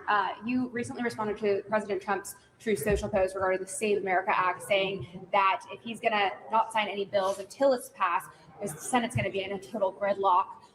Can you just explain, isn't this sort of a stab in the back to the American people who 85% of voters support voter ID? Yes, but their bill isn't voter ID, number one. It is about voter registration. It allows ICE to kick tens of billions of people off the rolls, and they don't tell them until Election Day, and you show up and you say, you're not registered anymore. You're not registered here. You're not on the rolls. And they say, I didn't know that. This is a bill that destroys the country, and it is not about showing ID when you show up to vote. It's about the voter registration rolls, destroying them, purging them, not letting people know, and taking the rights in a algorithm put together by ICE, put together by Doge and Musk. It's an outrage. And that's why so many people don't want to pass it. So if you're Yes. Can you comment on the implications for women, that bill? Because Yes. If a woman changes her name and you want to go first to go register again, once you're kicked off the rolls and you have no way of knowing, only 5% of people register in person, you need a passport or your original birth certificate. If you have a new name, you're a woman, you change your name, no good. It's an outrageous bill, and we're going to fight it tooth and nail. Crazy. Leader Schumer, I want to ask you, you have made clear that replacing Noam with Mullen is just a change at the top. Are Democrats going to be united against voting for Mullen, a colleague? Look, in that the nomination? rot in ICE is deep. It's not one person. It goes deep within it. And what we need is not changing the personnel, but changing the law. That's what Democrats are for. Interesting. I agree. I mean, with the ICE stuff, I mean, I think there's a lot of corruption going on. And I think it's been all bad and all just messed up when it comes to the ICE stuff. Don't get me wrong. I see benefits with ICE, but I feel like it's been used and abused in the worst kinds of way, just in my personal opinion. Real quick, I do want to share this though, real quick, because I do think this is absolutely insane. All right. So Pete Hegseth, and we got a couple other updates that I want to share with y'all here in a second. So here's something. I told you guys that he took taxpayer dollars, multi-billion dollars, multi-billions of taxpayer dollars to spend it on just the most frivolous of things. Okay. Now, don't get me wrong. I love me a good steak. I love me a good lobster too. But $93 billion worth of steak and freaking lobsters and king crabs and stuff, a grand piano, the hell, right? So Pete Hegseth, okay, blew a fortune on crabs. That sounds crazy. The crabs that you eat. Anyway, in multi-billion-dollar spending frenzy. So the Pentagon spent millions of dollars on luxury crabs and other food items in a single month as part of a frantic end-of-year spending spree to maintain its immense funding. So, an analysis by the government watchdog Open the Books found that the department, led by Defense Secretary Pete Hegseth, spent more than $93 billion in September of 2025, the end of the fiscal year, on various grants and contracts, the highest total since at least 2008.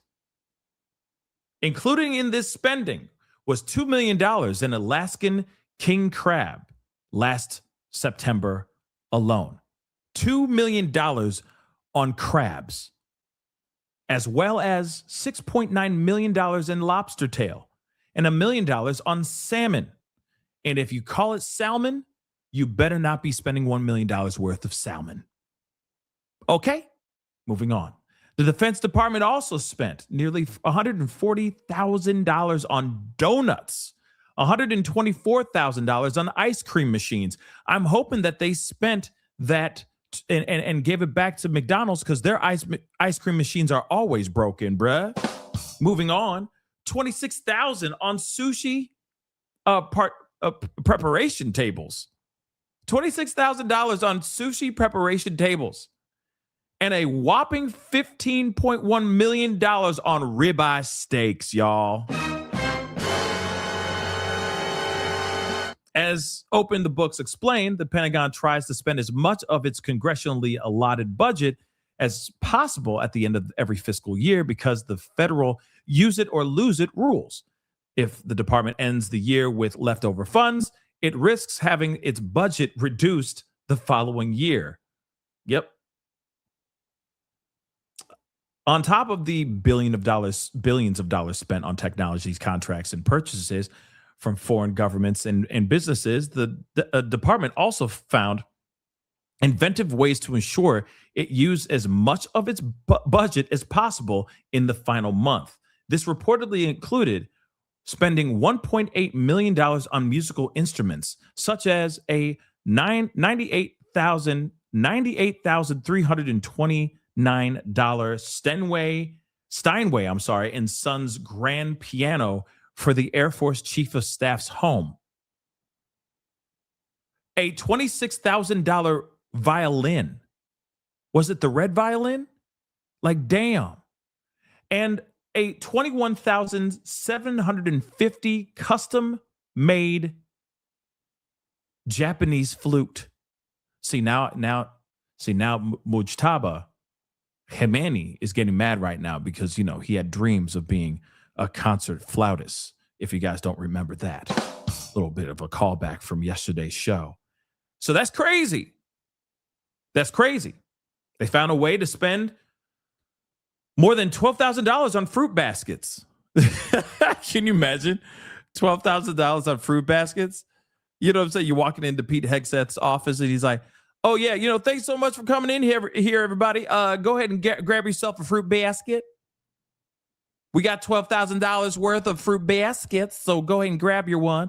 Grab yourself one. Grab your wife one, too. You know what I mean? We all need a little bit more vitamin C in our systems. So go ahead and get yourself a fruit basket.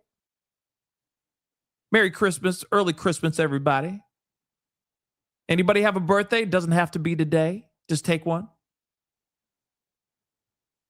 Yeah.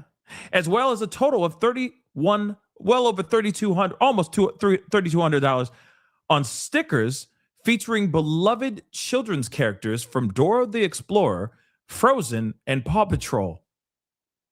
$5.3 million spent on Apple devices, including purchases 400 of the more expensive 512 gigabyte edition iPod Air M3s rather than the cheaper models with less storage. So they just went and said, we are going on a shopping spree. That's all we're going to do. Okay? Yes, the Fruit of... Yeah, Jane. They have like the Fruit of the Loom festival, and they're like, get yourself a fruit basket. You don't want the cornucopia of fruit sitting right there? It was, all of them collectively was about $12,000. Nobody? And I guarantee you that Steinway and Son's grand piano given to a general, if I'm correct, to the Air Force chief at his home, I guarantee you not one of them play that damn piano. They know how to do chopsticks. Okay? That's it. Chopsticks. Dun, dun, dun, dun, dun, dun, dun, dun, dun, dun, dun. That's all they know. But on a grand piano, though, ooh, exquisite. Mwah. Okay? Crazy, right? Elsewhere, the Pentagon maintained its habit of spending vast sums on high-end office furnishings. So a lot of furniture, iPads, other Apple devices, stickers with Frozen characters and Paw Patrol characters, fruit baskets, a freaking grand piano, ice cream machines, ribeye steaks, crabs, salmon, lobsters, and then some, all being spent very quickly because they had to get that money out. Because if they didn't get that money out, they wouldn't have been able to get that money back in. Ain't that crazy? That's crazy. That's crazy. Somebody was eating good. Somebody was eating hella good. Okay, a group of people were eating hella good. How about that? Here's another thing got to take a look at. Apparently, we got some leaked information here. Read leaked Iran terror report details that Trump didn't want you to see. List of top targets and horrifying ways they will strike America. So, a shocking intelligence report that was blocked by the White House warns that Iran could launch waves of terrorist attacks on U.S. soil, including assassinations, bombings, and stabbings because of the president's new war. A leaked copy exclusively obtained by the Daily Mail. The FBI, Homeland Security, and National Counterterrorism Center, NCTC, were preparing to put out this joint statement. Remember what we heard about? They were preparing to put out the joint statement saying that we're about to see some really bad things on American soil. But somebody within Homeland Security leaked that information to the White House. And then the White House said, no. No one needs to see that. No one needs to see any of that. Shut up. No one needs to see any of that. Right? Interesting, right? So the White House blocked the report from being issued to law enforcement nationwide on Friday after Homeland Security officials flagged the report to them. So the move infuriated members of the intelligence community who argued that these bulletins typically are issued without input from the White House to avoid politicizing intel communications. But they politicized it now, didn't they? They were concerned about the optics of sending anything out, said a senior DHS official of the White House decision to put the whole thing on hold. They got their asses handed to them, the official added, of the resulting backlash. So the Daily Mail first revealed that Trump's administration's efforts to suppress the report on Friday, sparking uproar across America and from prominent figures ranging from conservative commentator Megyn Kelly to former CIA Director John Brennan, now a commentator on liberal MS Now. So you got people who are conservative and people who are on the other side, on both sides of the political aisle, are in agreement on the fact that Trump should not have blocked that information from local and national PD. Okay?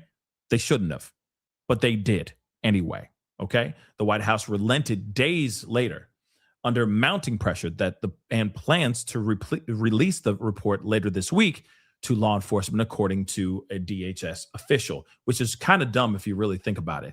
You're going to tell us later this week. Why aren't you telling us right now? Tell us right now.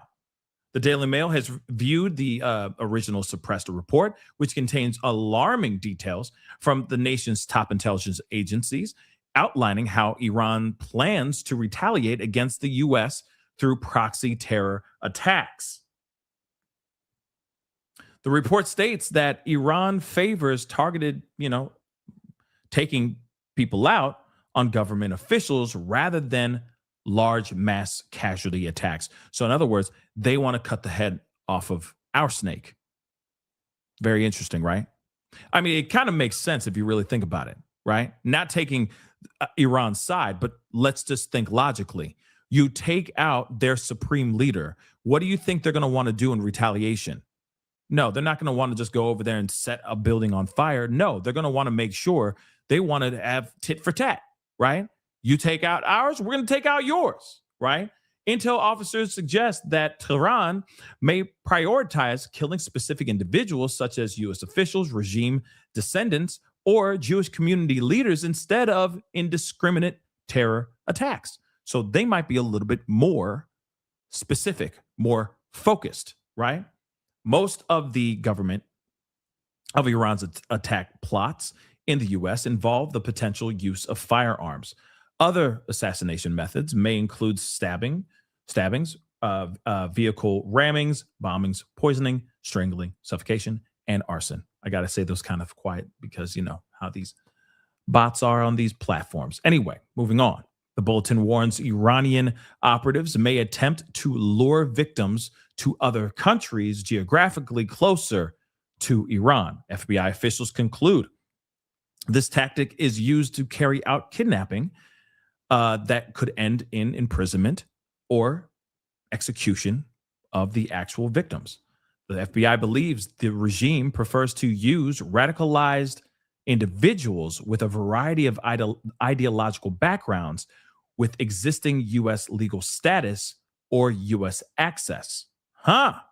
So in other words, these people could just be regular American citizens just like you and me. In other words, sleeper cells, everybody.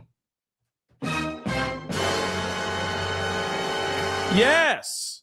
Some of the regime's terrorist sympathizers also, quote unquote, may lack identifiable ties to Iran. So we may not even know who these people are.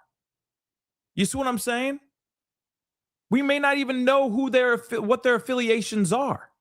Remember the person who tried to take out Trump and he got clipped in the ear? Remember that ish? Remember that stuff that went down? Remember that guy?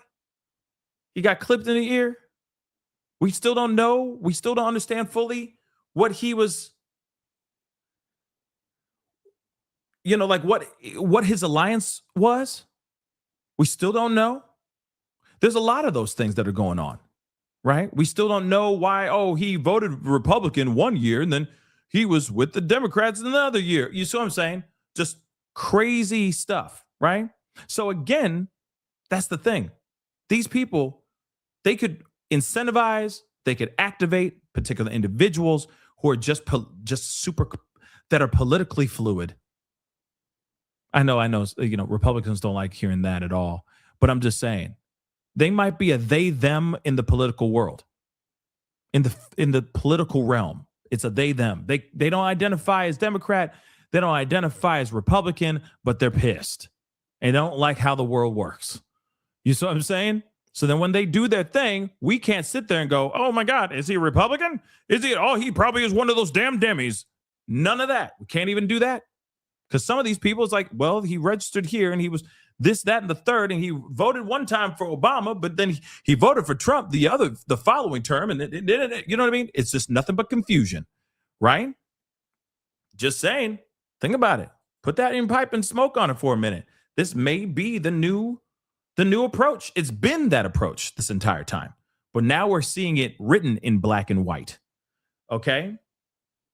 Law enforcement are also warned that graphic imagery and news of civilian casualties from the war could mobilize extremist attacks. On February 28th, an American Tomahawk cruise missile struck a girls' school in Iran, killing 175 civilians. Many of them were little girls. The U.S. military is the only force involved in the war with Iran that uses Tomahawk missiles. Now, we already know about the rest of that, but it could very well incentivize a group of people to go out there and do a whole lot of bad solely because of, in retaliation to this school full of girls that lost their lives. Something to think about, guys. Something to think about. And it's only going to get more and more insane. Mimi, thank you so much for the super sticker. I really do appreciate it. Thank you so very much. Super May, we love you too. Oh, I love you too. I love you too, guys. Seriously, thank you so much. So yeah, I'm going to get into some of these super chats here really quick. So it's super chat time, okay? General Janobi, thank you so much, man. Thank you so much for the love. What I learned today, sorry world, Pentagon is gleefully decimating you and Earth in praise of the Jesus. I wonder if SecDef quoted scripture when he cheated on his wife and got another, and another Fox host preggers? Is that what you're trying to say?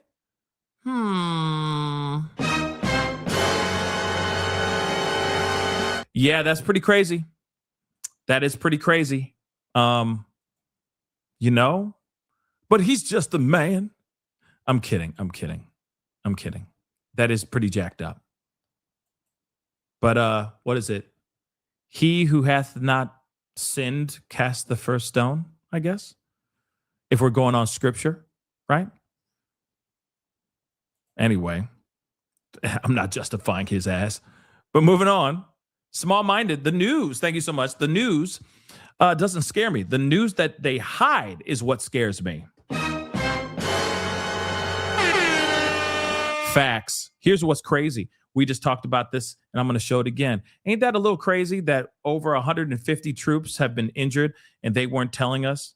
They were hiding that information from us, and now that's getting leaked somehow by somebody else, but they wouldn't tell us about that. We're all figuring it out because people are doing the math, and they still are sitting here going like, there's no way that only 7 people died, 7 service members died, and that's it. No injuries, no nothing. That seems weird. That doesn't make any sense. Oh, let's not forget the alleged troops that have been taken in as POW, prisoners of war. Let's not forget all that too. which the Pentagon is denying, saying that that's not true at all either. And then wait, give it a couple days, that'll get leaked, saying that that's actually true. Wait. It's not what they're saying, it's what they're not saying. I agree with small-minded. It scares me too. Definitely does. Moving on, Kimberly. Kimberly, thank you so much. Kimberly in Japan. Thank you. Oh, you got a different icon. That's what threw me off. And again, always thank you so much for your support. Seriously. I cannot with all this violence / evilness. Everyone, be good to yourselves. Be good to one another. Thank you, Pascal, for always standing straight. I always try. You know, maybe sometimes I'm kind of leaning. You know, depends on how much I've slept the night before. You know how it is. You know what I mean? But yeah, I try to stand straight as best as I can. Okay, I appreciate that. Thank you so much for the love. Janobi. Oh, man, North Korea enters the chat. Their embassy hit. What? No, you're lying. North Korea's embassy was hit in Tehran? No, you're lying. You're lying. Hold on. Janobi, don't scare me now.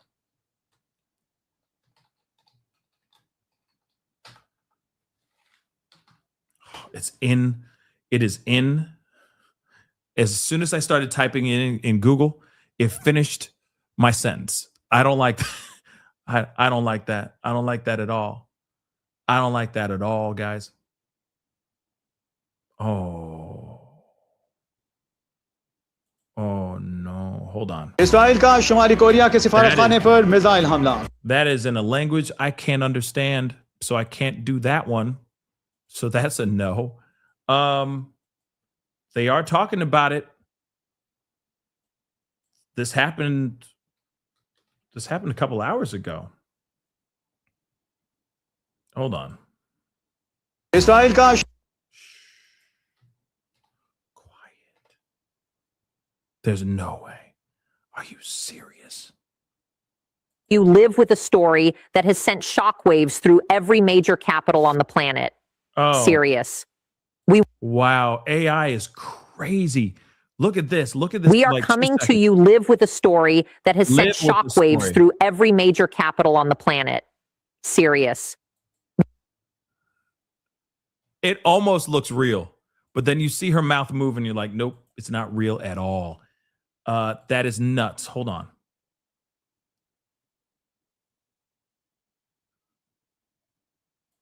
To drop its demand to surrender his nukes. This is what's so frustrating about when they cover the news overseas. It's so freaking frustrating. What is true and what's not? I mean, I believe you, Janobi. I believe you. But it's really hard to get a report that isn't in another language right now. But if that is insane, if that's true. That's insane if that's true. Okay? That's really, really scary. Now I'm wondering what they, if the hold on. I can't walk away from this. Hold on.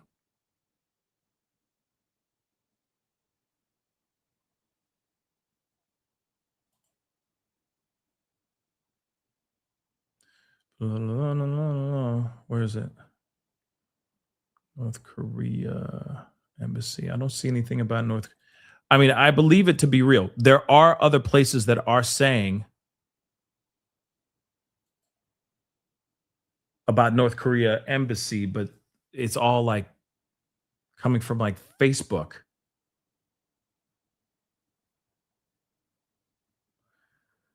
Right now, I'm seeing everything from Facebook as far as people talking about it. And I don't know how reliable these particular sites on Facebook are, if that makes any sense. But they say a missile strike reportedly hit the North Korean embassy in Tehran, Iran, amid escalating tensions between U.S. and Iran. So apparently North Korea has not officially made any kind of comment on the incident, but analysts warn that if confirmed, the strike could trigger a major diplomatic crisis. So again, I don't know if I say take that with a huge grain of salt. Okay. Don't know how much of that is true or not. So we're just going to roll with that for now. Not saying that Janobi has ever given us information that's not true. But at the same time, that's insane if that's true. That's insane if that's true. Rich Buddy, thank you so much. FBI laid IED outside Kamala's headquarters. Kamala headquarters is confirmed. Interesting. FBI is sleeper cell. We are not stupid. Mossad also did. Oh, really? WTC confirmed just by Larry Silverstein's actions alone. Interesting.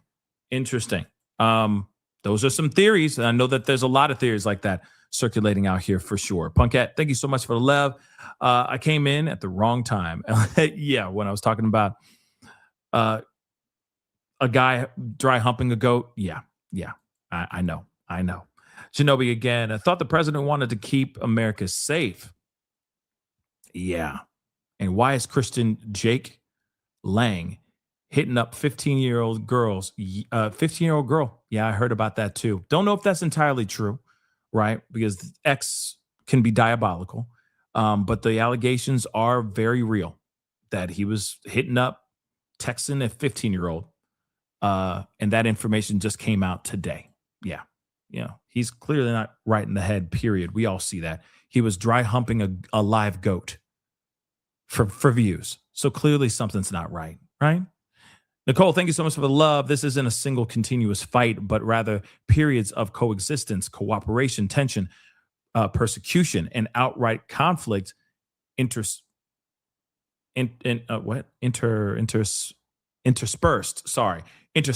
over centuries. You ain't wrong. You ain't wrong with that. You are definitely right with that. It seems like, as much as we keep, we think it's over, we keep going back, and then we're there for a few more years, and then we leave, and then we come back, and it's just like this cyclical thing. It's so stupid.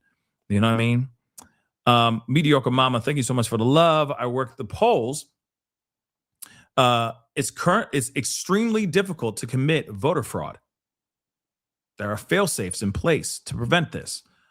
Thank you so much for letting me know that and letting us know that, because I know a lot of people are like, oh yeah, there's voter fraud all day long.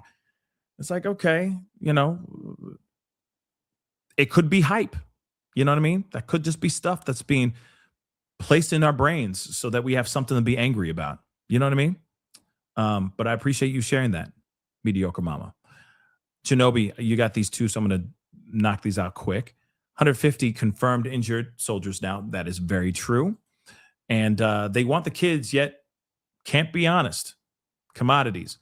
Yeah. It's interesting. Right? It's interesting. It's interesting also because, like, the more they talk about it, the more I feel like America's now going to start getting, I feel like it's our way of getting prepared for something that is inevitably going to happen. So if we keep talking about it, if we keep bringing it up, or we keep having the conversation about boots on the ground, when boots on the ground does actually happen, it's not going to hit as hard for us. You see what I'm saying? I mean, back in the day when World War II was happening and they did the, there's the big parades of people going off to war, so on and so forth. It's very glorified and all that. People are very, you know what I'm saying? It's something else. But in reality now, we see war differently than what it was back in the day, right? So again, it's very interesting how we are feeling like we're not okay with this. But the more we talk about it, the more that it's being brought up, the more it doesn't hit as hard when it's time for deployment. But I don't think that's going to be the case on this, though, too. I think that people are just going to be pissed off. I think there's going to be more and more people pissed off when the time comes, just in my personal opinion. Holly, thank you so much for the love. Pascal, I love you. It's complicated. And Rubio's speech set this off. Rubio's speech was bad. Yeah. He said a lot of things. No, we'll see if he speaks again, but he hasn't spoke recently as of late. So yeah, maybe it was one time enough or two times enough. You know what I mean? Michelle Woods, you got two of them, so let's knock them out. Thank you so much for the love. I appreciate it. Did anyone else see Kai Trump's grocery trip vlog? No, I did not. She has a vlog. She's a YouTuber now. Can't remember the name or spelling of the supermarket, but it was ridiculously bougie and expensive. I think it's the same. It's probably the same mother-loving grocery store that that Diddy goes and gets his vegetable soup from when he's doing his freak offs with Cassie and the like. Ain't that nasty? So as there's all this gooey in that Diddy freak offs, you got fluids all over the place. He's like, I got a hankering for some vegetable soup. Erwan, however you pronounce it. Erwan gonna get tipsy. Erwan in the club getting tipsy. I don't know how do you pronounce it. Erwan? Iriwan? I don't know how you pronounce it. Erwan? Nobody? Okay. That's fine. Shout out to my boy Jaquan. He went over to Erwan and came up with that song. I'm done. I'm sorry. That was a stupid dad joke. Moving on. Thank you, Michelle Woods. Thank you. It's weird the guy on Chuck's right looks like the actor who plays Pete from U.S. versus the U.S. version of Ghost. Oh, okay. U.S. version of Ghost. Okay. For anyone who doesn't know, he has an arrow in his neck. Oh, the Ghost show, like the haunted house show. Yes, I know what you're talking about. The American version, not the British version. I've seen like 3 seconds of that show. But the one that has the arrow in his neck, and he was in House of Cards. I don't know who that is, to be honest, because I've only seen that show once. Not Patrick Swayze. No, not Oh My Love. No, Unchained Melody. Okay, no Pottery. We're not talking about that. No Demi Moore. All right, we're not talking about all that. We're talking about the other stuff. We're talking about this sitcom that's on, I think it's on NBC or something like that. All right, but it's like a remake of a British sitcom about a house that's haunted by ghosts. Yeah, just look it up. Okay, just look it up, guys. Just look it up. All right, but nonetheless, I have not seen any Kai Trump stuff. Now you got me wanting to see it. Now that's going to be in my search algorithm. I don't want that ish. Suddenly it's like, I went and bought new golf clubs. You know what I mean? It's like, no one cares. I don't care. But now I'm curious about her going and grocery shopping. Now I want to know how much she spent. And now she's going to have to act real humble, because people are going to be watching her getting angry. Okay. Real talk. Oh yeah, of course Kai Trump has a line of 150 of sweatshirts that are $150 each. Of course she does. You don't think that she's going to be, she comes from the same tree. You see what I'm saying? It's all about hustle. It's all about that hustle. Come on now. And she's learning it from the best. Real talk. Trump, he's a hustler. He is a hustler all mother loving day. He's a salesman. Of course. They're all going to do. Remember, doesn't he have like a Trump accounts, a Trump phone, Trump sneakers? I mean, we've all seen this stuff. It's real. He does have that stuff. It is real, and it's insane. Okay, but he making that money somehow. People are buying it. They're like, "Ooh, I love me some Trump. I got to get those sneakers." It's pretty insane to me, if you ask me. But hey, I'm just a guy on a microphone. But anyway, guys, I'm going to have to wrap the show, but I may be on a little bit later on. There's a lot of stuff going on, I'm sure, that are still percolating and popping off. I may be on for a short, maybe 1 hour show a little bit later on this evening. Okay, so that is the show. I appreciate all y'all for being here. It really means a lot. Thank you so much for the love. Yes, Trump watches and Bitcoin. I mean, it's insane. I mean, he's all over the place. But he's been doing that since the 80s, guys. He's been doing that crap since the 80s. Remember, he had a Trump Monopoly, like a version of Monopoly, but it was the Trump game. He has all that stuff. Branding. But anyway, thank you guys so much for tuning in. Hit that like button down below. Crush it, do what it do. Hit that reaction button if you're watching on these other platforms. If you are watching on these other platforms, make sure you hit that follow button. Follow, please. Don't forget to subscribe here. We're less than 300 subscribers away from 200,000 subscribers. It is absolutely insane. So please hit that subscribe button on your way out. Hit that notification bell. Set it to all so you know whenever I go live, whenever I upload, because it is random. Hit that join button down below. Become a member, please, and thank you. Support the channel if you can. Or you could go check out my Patreon. Go check that out if you want to support even further. And of course, check out PascalMerch.com. PascalMerch.com. We got some really great stuff over there. PascalMerch.com. Go check it out. We got some dope stuff. Anyway, it is time to get going. Be good to yourselves. Be good to one another. Enjoy your Tuesday, everybody. This is The Pascal Show. Bye.